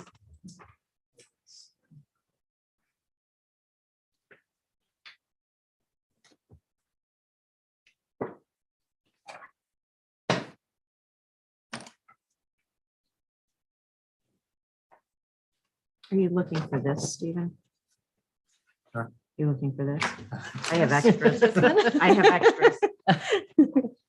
I tried to print it at home and then it printed here when I got here 3 times. Until I discovered wrong printer. Where am I? It happens so much. all right, so basically, we're gonna have to create this fund first. It's a condition precedent for us to be able to enact that tax. All right, so we have to have the fund in place before we could put this up for a vote. So I did compile a quick draft. And, we can have it on for further discussion. At maybe the next work session, we can go through it in detail. And then we can set it up for at the next town board hearing. Set up for a Set public the hearing. Because we have time. So just a matter of establishing the fund. Correct. Yeah. And basically, again, that's just a repository. Yeah. It's a place for the money to go. Mhm. And then once you have the fund, you set up the tax fills up the fund, but you could also put other monies in there. And then in order to use money from that fund, you have to have the plan. And that's what the Community Housing Advisory Board's gonna develop. And also working on an RFP to do a community housing needs assessment. So that'll be all part and parcel of the plan. But again, we couldn't do anything until we established this fund. Okay. All right, So he's- so we're not gonna do anything this week. Correct. Are we going to set a public hearing? No, for we're it or gonna- wait? no. No, until next work next- session, we'll have an in-depth discussion about it, Perfect. about the procedures, the approach or whatever, and then the next town board, unless maybe we throw a special meeting. Nah, we don't need Do we, I don't, Then we could wait to the next town board meeting and set the public hearing. and Okay. have the hearing. Right. We're still within our time. Yep. Okay, next is the wedding at the Ram's Head Inn, but before we do that, I just want this is from Brian Sherman, we got today. Recently, we need this for Friday night. Recently, our screening planned engine had a major internal breakdown. The engine was damaged beyond repair. Heavy Quip Inc., DBA Diesel Sales in Chicago is the only one of 2 engine shops to offer a complete factory remanufactured engine with a 1-year warranty. Price is $18,500. This includes a core change of $5,000 and $500 for shipping. Once we receive the new engine, we will send our old block back and receive the core charge of $5,000 for a total engine cost of $13,000. Before we can proceed with the purchase, the engine company needs 50% down, $9,250. This is the best option as there is nothing else available at this time because of supply chain issues. I'm asking for his down payment to secure this engine. The timeout is 60 days. The only other option we have is a brand new engine at a cost of $20,000 plus the core change, and that's 200 days out. So what Brian's asking for is to approve a deposit, which we normally don't do. Okay. So unless some, Can we explain what that piece is for, Jerry? this is the grinder. This is the grinder. Oh, no, this is the screening Screener. plant, Oh, the screening screener. plant. This- And it had, Okay. I think it had 15,000 hours. It had ridiculous amount of hours on it. That's incredible that it's all, it's really, it's a testament to how well Brett takes care of the equipment up there. Yes. Yep. So, I mean, I said, but you forget to put oil in? He says, no, and he told me the hours, and I said, okay, you know. So it has to be done. Again, I asked him about a new one, and he says it's at least 200 days out. We can't go without the Right. screening plant that long. So really, he's asking for, okay, the deposit. Can we do a deposit without having something in hand? Can we get an estimate from them and do a deposit based on the estimate? I don't know how that. He has it. I'm sure he has it. Yeah. I mean, just the rules on, public procurement. I know at the fire district, we're always like, we'll give you the deposit when you deliver something on site. So at least we've got goods in hand to. That's good practice. Mhm. We've done it before. Yeah. What, Dot? We've done that before. No problem. Yeah, I know. Okay. Yeah, I agree. Yeah. All right. So as long as it's legal and whatever Right, we need to do that's- for Friday, That's my question. we'll have it. Okay. All right. Thanks. Yeah. Okay. Next one is the wedding at the Rams Head Inn. We had parents of the bride come in and make a presentation to us. They'd like to have a ceremony for the wedding, closing off one lane of the second causeway for approximately 3 hours on a Friday morning in August. We did get one letter from the Ram Island Association citing some concerns and legalities. Yeah, so what I suggest, is chief available? Yeah, I asked him to come on for this. Chief, you here? I think he's on. Yep, Good afternoon, chief. good afternoon. Are you standing or sitting? I'm sitting unaccustomedly. That's very disappointing. All right, so to me, section 33-3 has the standards that we got to review as a town board, to determine whether or not to issue the permit. So some are wholly inapplicable to Thank the you. situation, and some are applicable. So section Yeah. 33-3B refers to the sufficiency of arrangements made to control traffic, parking, noise, lighting, and refuse. Obviously, really, noise and traffic are the concerns. Chief, if you wanted to just briefly summarize what you said at the last meeting regarding those two items, or not the noise, really, the traffic. So our intent is for approximately 1 hour to limit the traffic to one lane. At that time, time of year and time of day being in the morning, I don't see us having any issues diverting traffic around that event. Okay, so you would say those are sufficient arrangements, town board? Yeah. Yep. Yeah, But we're basing our decision on the chief's recommendation. No, absolutely, but then you got to make the determination. Right. You got to consider that. So Yeah. you're fine, you're thinking that's sufficient. which- Yeah, I think the thing that would have thrown this out the door was if you had to close the entire road down. But the fact that you can limit it to one lane. And chief is, to think what our police department handles for 10K and all the other big, huge events involving thousands and thousands of people here. I think they can handle this with a minimal amount of a problem and disruption. I really do. So. Okay, and what about conflicts with other events which might overtax the police and emergency? Not at that services? hour. Is there anything? So Stephen, the other thing is we're bringing in and charging the applicant for additional police services. So on normal patrols and on normal traffic control will be in place for the community. We're bringing in additional resources specifically for this event and charging the applicant. Okay, so you're not going to be overtaxed. You have plenty of manpower to handle it. Correct. Which the taxpayer is not paying for, that they're Correct. paying for directly. Correct. And there are times when the police, like for funerals, big funerals and things like that, Right. will bring in extra, Mhm. people for that. Because I think that was part of the concern is, Right. police for hire, which, there's other private events that have. Good point. Mhm. Okay, and conflicts with other events, do we know of any other events that are planned that would cause vehicular or pedestrian congestion in that area of the town? No.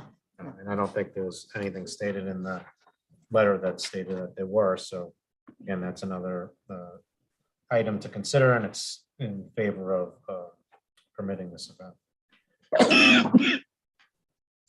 Now, as far as noise, they referenced in their letter that there was going to be amplified music, and I believe some reference was made at the hearing of that. And in the application, he just doesn't know what a father of the bride didn't know what the amplification would be. There's a drum and some speaker. Right.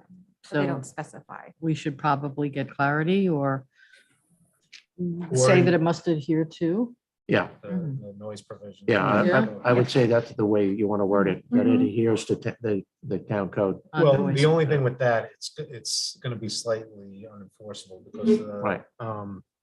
You got two ways to go attack noise. One is this amorphous, like noise pollution type, which again, I guess we can hold them to that standard. The decibel level really is inapplicable because it's really made for like a structure, whether a business or a house, and then what is a decibel reading, over the lot line. So that's not really applicable. The board could say no amplified music and make that a condition. And just have, if they need a guitar and a Drummer. utilize the live music without any amplification. So that's up to the board. And now, item H is events described in 33-2A, which this is, strongly discouraged at town beaches and parks from the Friday before the observance of Memorial Day until Labor Day. This isn't at a town beach or park. It's in a street, and I think the police have it covered. So I don't think it's really applicable. Okay. So we addressed all the concerns. Mhm. Anything else on your end, chief? No, nothing on my end. So what do we want to do with the amplified music? Yeah, that would be, Here's the reality. It's 9:30 on a Friday morning in August. Mhm. It's going to be an hour. What's the big deal? That's my feeling. Yeah, I I mean, think to just add to Amber's point is that are you going to exempt them from it? Or are we going to look at the either amplified or unreasonable? I don't think I'm in agreement with you, Supervisor, that it's definitely not going to be unreasonable at that time of day for the common person. So then you have the It's other limited. statute, which is amplified, and it would be difficult to take a reading with it moving. But I also don't think it's unreasonable to say, let them go without amplification. If they have a drum and a guitar, they can host this event without amplifying it. You could always make it a condition that no amplified music, and if for some reason it's a significant hardship to the religious. right. To let them re-explain it. Petition the board. I like for that route. amendment of that. I like that route much better. Yeah. I would Mhm. support that without amplified music. And then if that is a hardship for religious reason, let them make the case for it. Let them demonstrate to the police chief that, that it'll be appropriate and won't be excessive. Mhm. Yeah. But we can still. Yes, yeah, Subject I to- like going that route. Mhm. I think that's a good suggestion. Okay, everybody? Mhm. Stephen, one more thing with this letter. I mean, we just received the letter today from the association, and it's signed the Ram Island Association. Shouldn't there be a signature on there? We don't, it doesn't have to. We can make that a requirement, that you have to put a name to it, but I don't think. Well, the reason I say it is sometimes people speak as if they're speaking for their group, and they don't always. So to have a name to it, we can, No, but then you also take that into account when weighing the concerns. If it doesn't have a name, You don't weigh it as strongly as ones with names on it, because you don't know if it accurately reflects. The group, Yeah. the group that they're claiming to represent, because the WMAC that came up. Yeah. Mhm. Mhm. Okay. Okay, that's it. That's all I have for Friday night. We'll go around the table. Meg? I have been working with the clerk's office on streamlining the FOIL process and just like an internal process that we're trying to clean up. So I'll have updates on that down the line. There may be the possibility of a new email for FOILs so that it goes more directly to where it needs to go. So I'm working with Dottie on that, and we will update you when we've got it all sorted. I've also, let's see, what else did I have?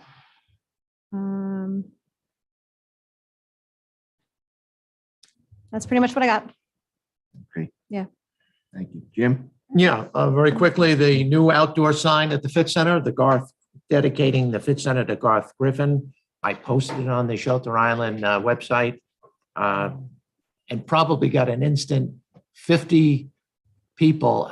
What I'm going to do is I'm going to try to record all the comments and put them in a card and send them to the family with the picture of the sign. Yeah, that's nice. You know, just because some of the comments are outstanding. That's awesome. I mean, it's really outstanding, those comments. And I think Garth's family would love to see those comments.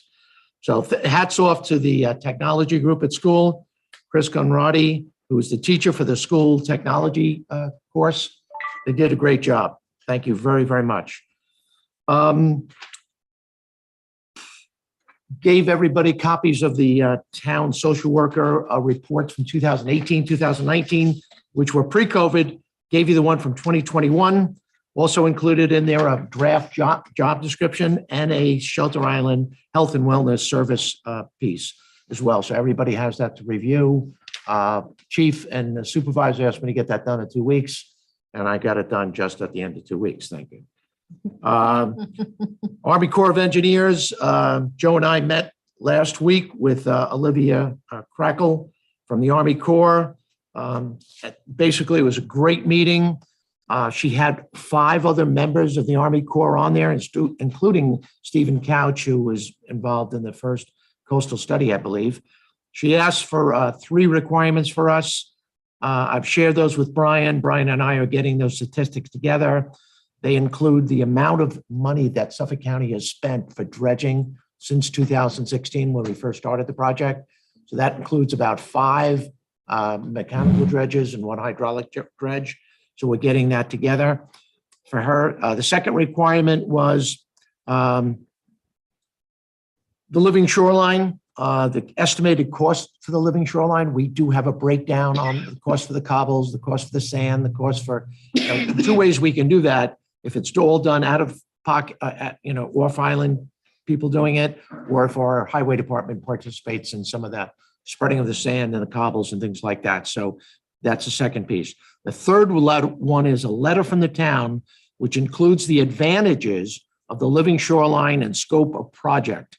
So I will put together with Joe a letter for the supervisor's signature that we can send out, listing all the positives about the living shoreline and possibly moving beyond that. We talked about it a little bit last night at the meeting.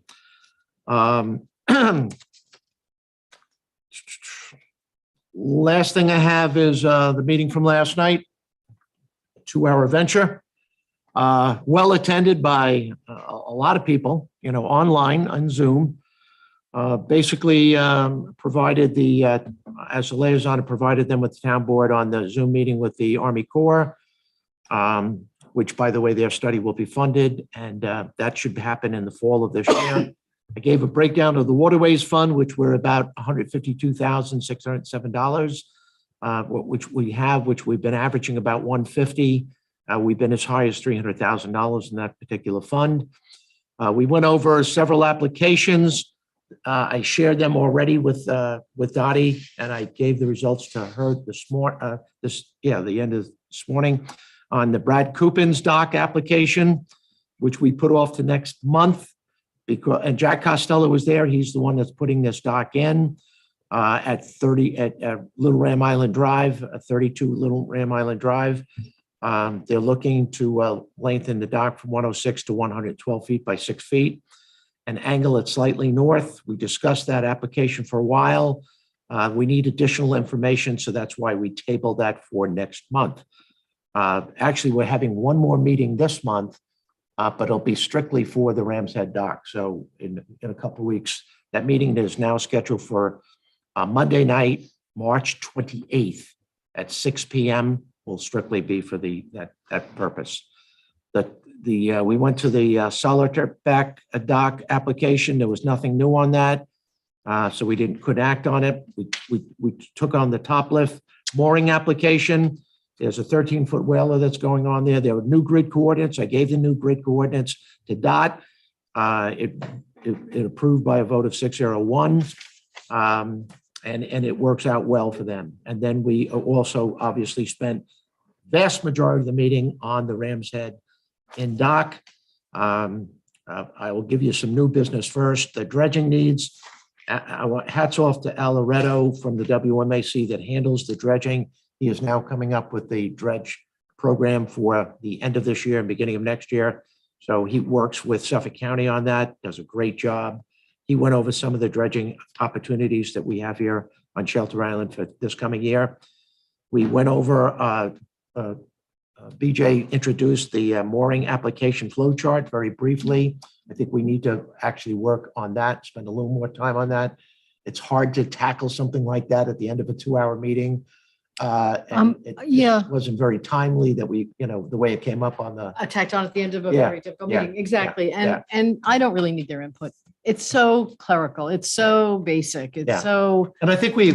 I don't really want to waste their time with Yeah, it, honestly. I think we explained that to them. I think there were a lot of apprehensions there, but I think by the end of it, could we improve upon the application process and how we go through? Yeah, we can improve on all of that stuff. Just being able to do it from Yes. home in your Right. pajamas, Right. Upload the picture of your boat, do all that. I mean, that's really. Yeah, we didn't really talk much about the wait list, but that's the same kind of principle. Same It's a concept. work in progress.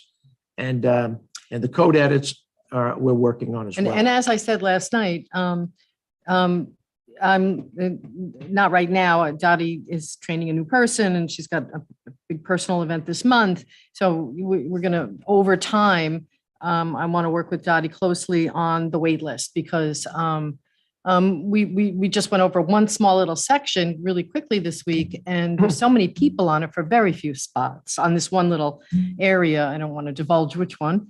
And anyway, that maybe at the town board, we need to discuss limits Yes. of the wait lists.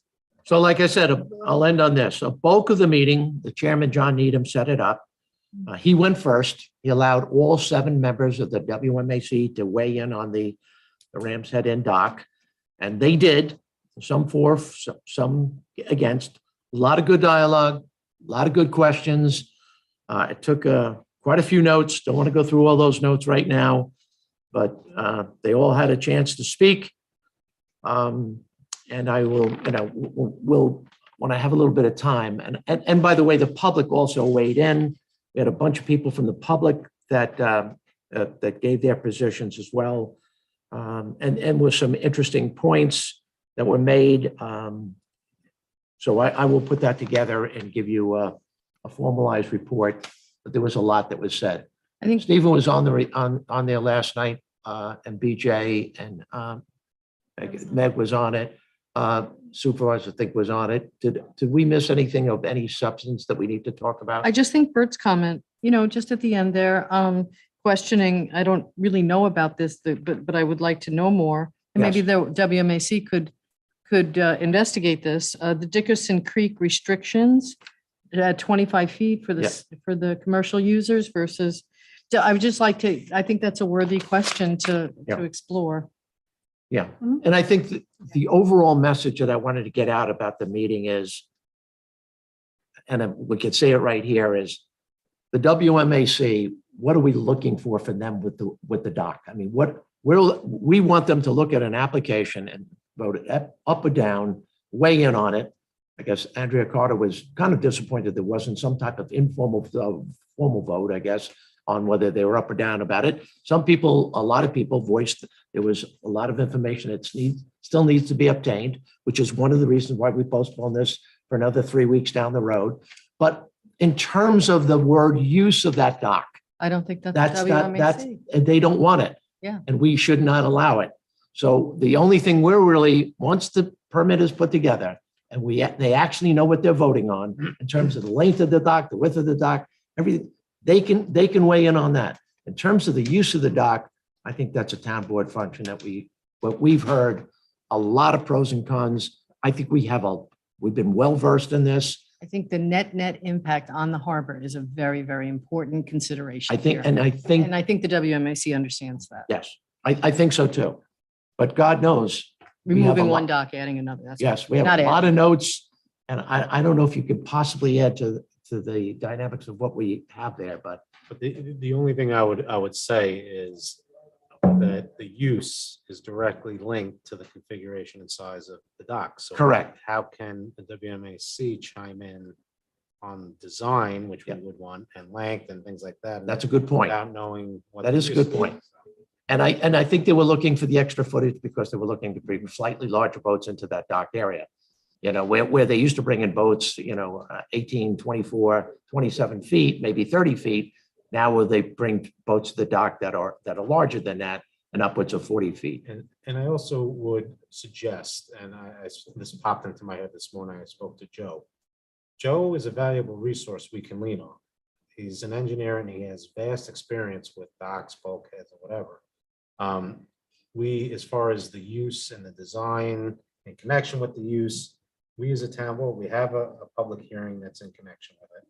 I think we employ the engineer to review and maybe dig a little deeper into the use and whether what they're proposing is compatible with that or incompatible, or it doesn't make sense. Like, we have, again, a very good resource here that's collecting dust, and I think we should employ him. Yeah. So Stephen is talking about Joe Fenora, our town engineer. So for the people that might not know, we know who Joe is. And the last thing is on this dock is we're approaching mid-March, or early March, but we're approaching, the season is not that far away. So somewhere along the line, we need a plan A and probably a plan Well, B. am I correct? Jack Costello is going to wait now before applying to DC because he didn't get a definitive that this would be acceptable last night. And does that further impact the season? I guess he's hoping for a quick approval because it's an amendment. He's looking, if he doesn't get the amendment, it's a moot point because It won't happen. it won't happen. It just will not happen. You will not get a feedback from the DC. And it's a long shot. It's a long shot. Very long shot. Yes. So, yeah, and I agree with you. And I think Pam made that, there are so many different things about this application, including its location. It's not just a modification of of the dock. It's actually moving looking at another dock. Well, but here's a question. There is a dock there. Right, That dock had floats. right. If this, we can't, this doesn't happen in timely manner, just if. Right. Then why can't she use a dock on her property with the existing float? Well, she might have to have that constructed, but I imagine that doesn't take a lot of time because I understand the original float is not in good shape. So, and move forward with this season with a small handicap. That's something the town board's going to have to consider. And Well, as, would we even have to be involved? The dock is permitted already. Yeah. I mean, do you know what I'm saying? Yeah.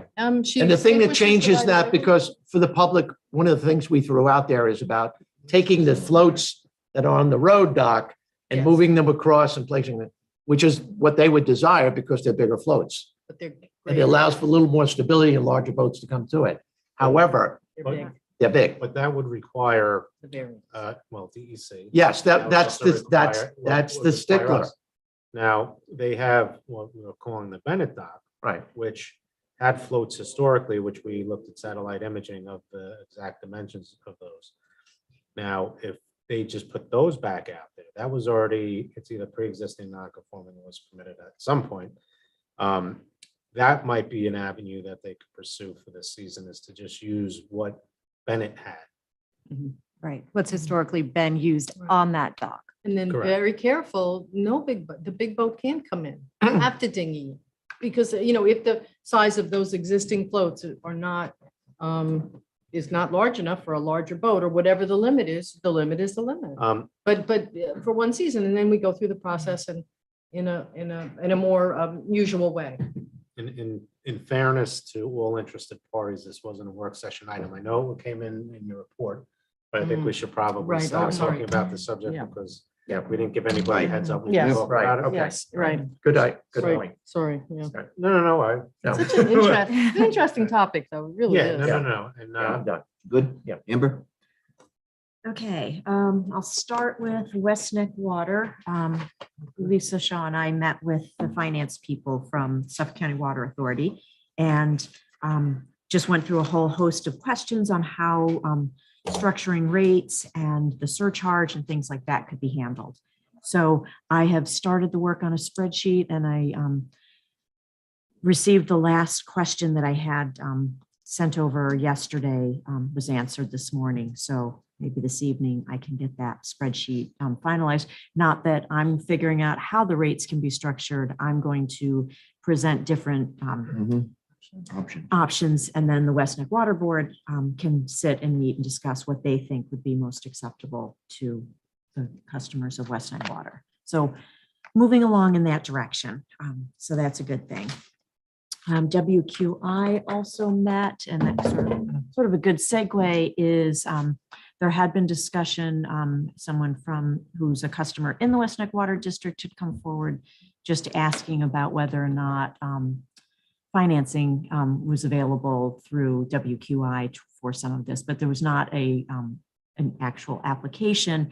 And to that end, Joe Fenora and Jennifer Mezziano, our grants writer, will be looking at grant opportunities for offsetting some of the construction of the West Neck water mains and things like that. So There is some specific WQI tests yes, that need to be met to be, so that was Yes. brought up, which was good, just to get that information out there. Mhm, yes. The water has to be bad in a specific way. Right, in order Right, to and- qualify. Right. Yes, yeah, it has to be a new condition, not an existing condition. So, but the grants writer, they and Joe will look at that to see whether or not there's any piece that would qualify. But they're going to start with the big money, federal money, state money, county money, before working their way down to the smaller pots.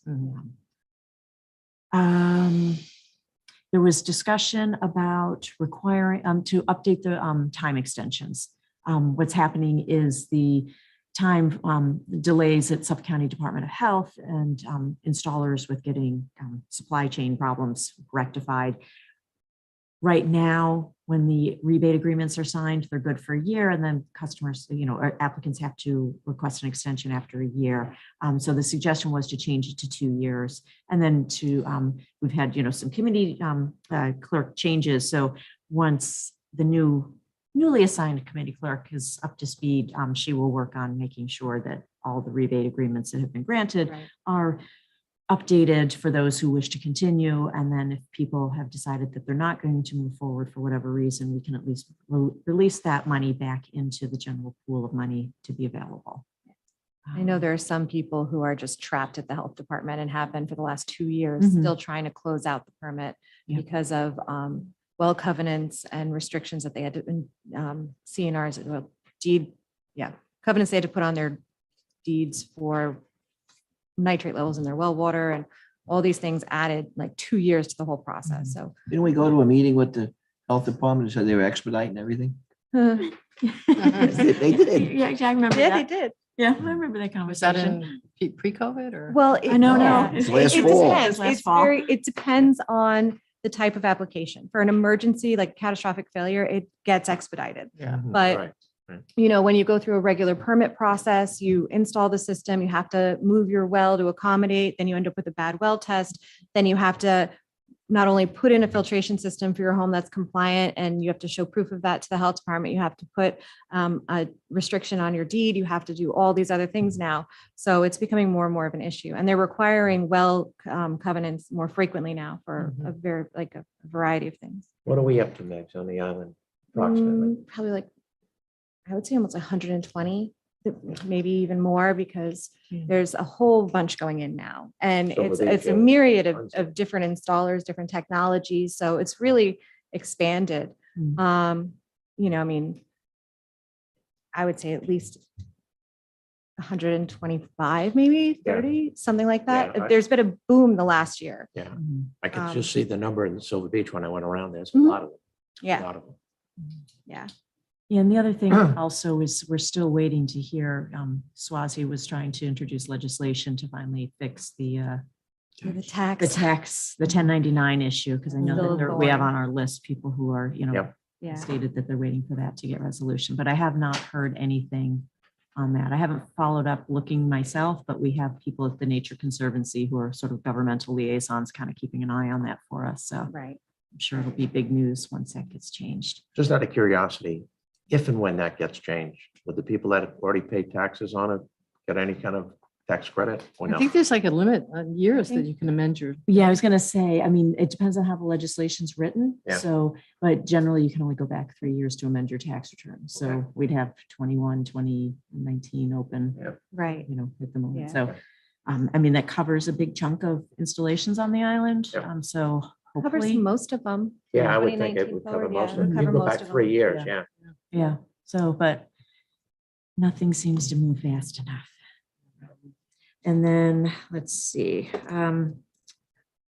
EMS. We just this morning got an applicant for the EMS board. We're appointing Rick Homan, who we interviewed last week. And my question is, since we all know Father Peter, do we need to interview him? We have 2 open positions and 2 applicants. So I was thinking, since the meeting is on Friday, that we Sounds good. just appoint them both, if Yep. everyone's good. Only with only okay if I with can Father hear his Peter. confession first. it. So, It's outside your job description. Okay, so I'll put that on for Friday. yes, okay. And then lastly, just ethics, just to update the community. We have interviewed 9 like really phenomenal candidates. After this, for executive session, we're going to sit down and review the applicants that we've interviewed and hopefully come to an agreement on the 3 people to appoint. That's our legislation exists, currently says we can only appoint 3. Once they are formed, they can decide whether or not they think, 5 members would be a better number, but we'll let them work on that and make a recommendation back to us. So, but we need to start with 3, and hopefully for Friday, we will have that, the names to make those appointments. And that's all that I have. Okay. BJ? Really quickly, just for Friday's meeting, online moorings MOU. I guess we want to approve that, the memorandum of understanding, everybody. Mhm. Yeah, and then the other thing is veterans exemptions, change the code for the veterans exemption, upping it. Are Did we need to agreed? get a letter from the assessors first? We did. We did get a letter? I'm sorry, yeah, I probably didn't Okay. forward that. Yeah, I actually said to Judith, are you on board with this? And she said, yes, please include this wording. So I'll forward that to you. Okay. All right. And so that's it for this Friday. The thing I forgot was comp plan. Oh, On right. Monday, we have a meeting Monday on Zoom at 6:30, the 14th, to just go over, try to finalize the vision statement from 2 weeks ago. And then the next meeting after that is Monday, March 28th at 6:30, and it's going to be a hybrid, so we're going to be both here and on Zoom. The documents for that will be posted prior to the meeting, so people can see what we're doing Yeah, and contribute. and contribute. When we discussed that, the new IA systems, Joe made me aware of something. He said, in the municipal wastewater treatment program, that plant that we plan on doing here for the municipal buildings here in the center of town, it is equivalent to about 150. So IA What took us to IA systems.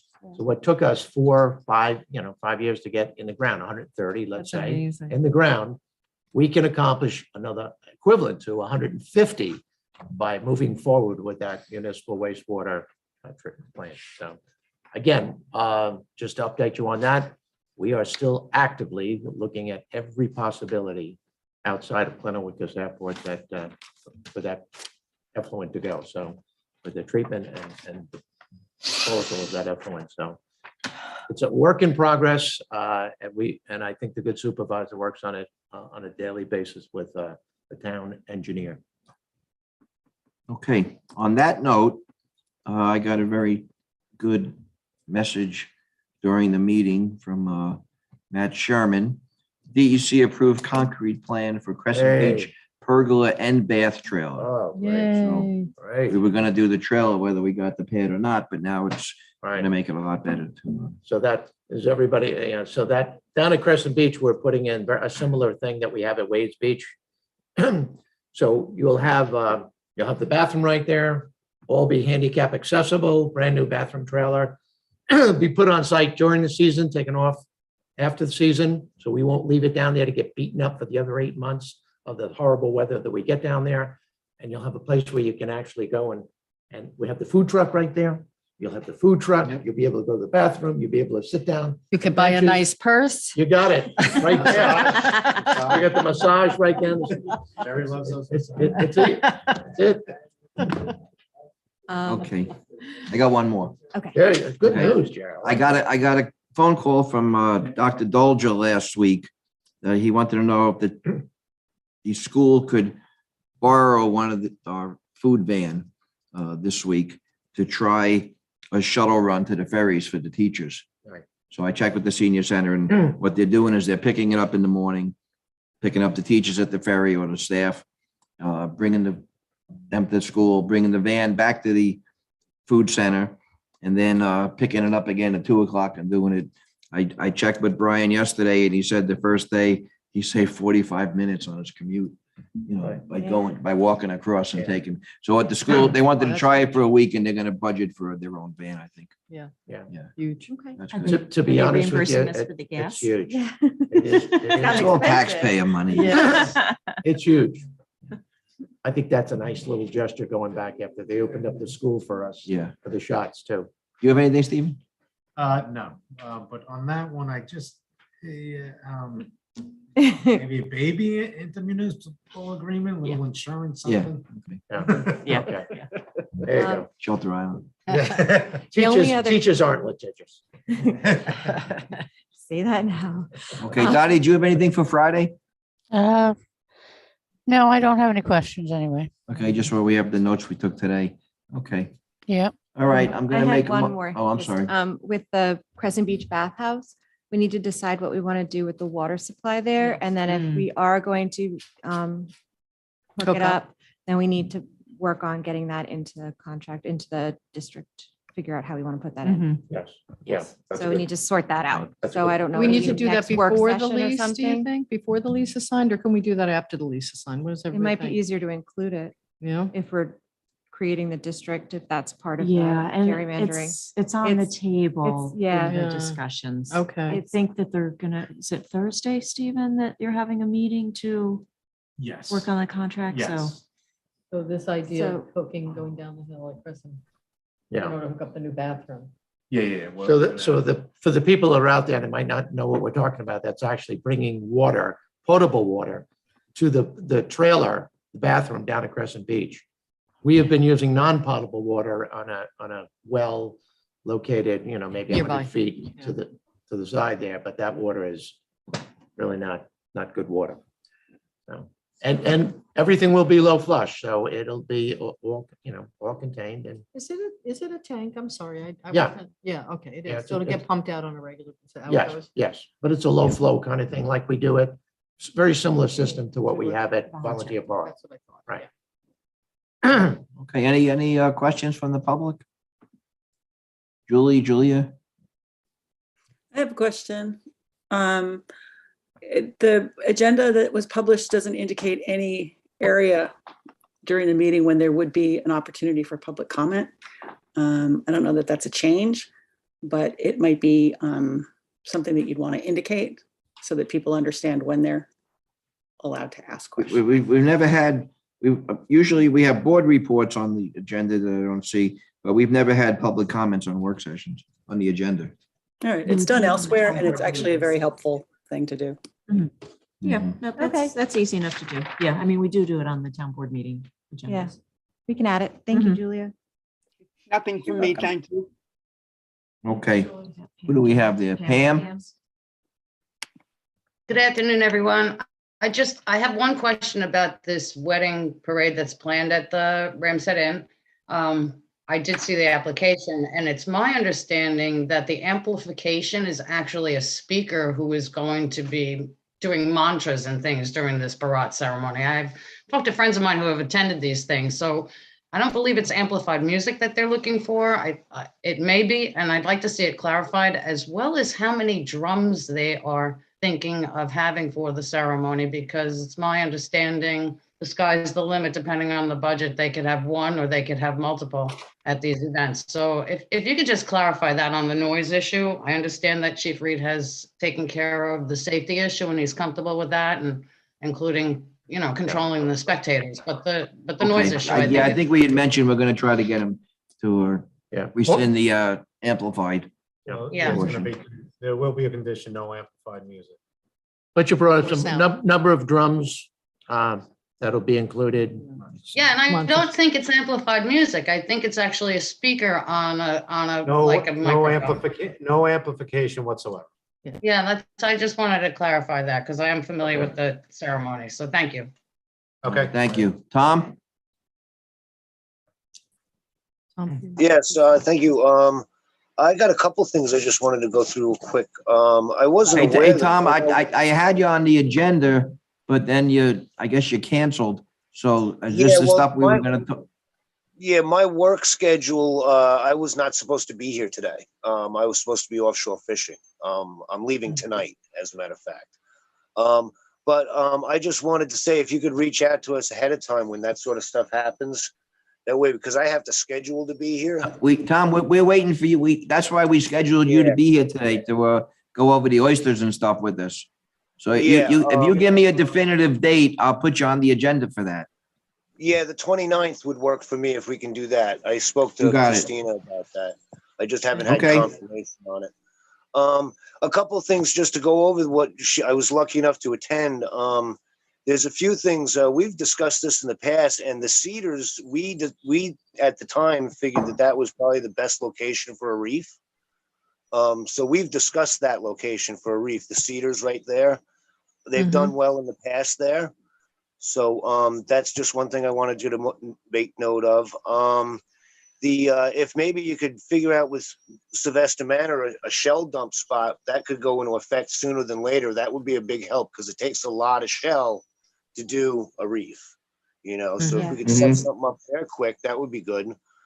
And what else real quick? I don't want to bog you down too much. The current sanctuaries, I want to talk about them real fast. They're not maintained, and their location, you should locate and remove the blocks and the markers or fix that somehow. The only reason to mention that again. Tom, what are you talking about? I'm not sure. Sanctuary. What do you mean sanctuary? The current spawner sanctuaries located in Oh. township. Yeah, those things. I brought it up before, and one of them was removed in West Neck there, but there's a bunch of others, and the blocks are still in the bottom with no buoys. Just to make note of that to you guys, maybe something can be done there. I believe Neshamik Preserve was involved with that, with Right. maybe Cornell. I'm not sure. And what was the other thing? If you guys can find out what happened with Neshamik and that log cabin thing, that would be neat. Because that would be great to get them back involved. What else? The no flupsies on the water. I know that they mentioned that in their presentation. They did. Yeah, the Baymen really are against that sort of thing. Why? Well, because it's a big giant raft anchored up in the middle of the harbor. And, Well, this would be, I think she said it would be just right by where the spats are, wherever we're going to do that tank.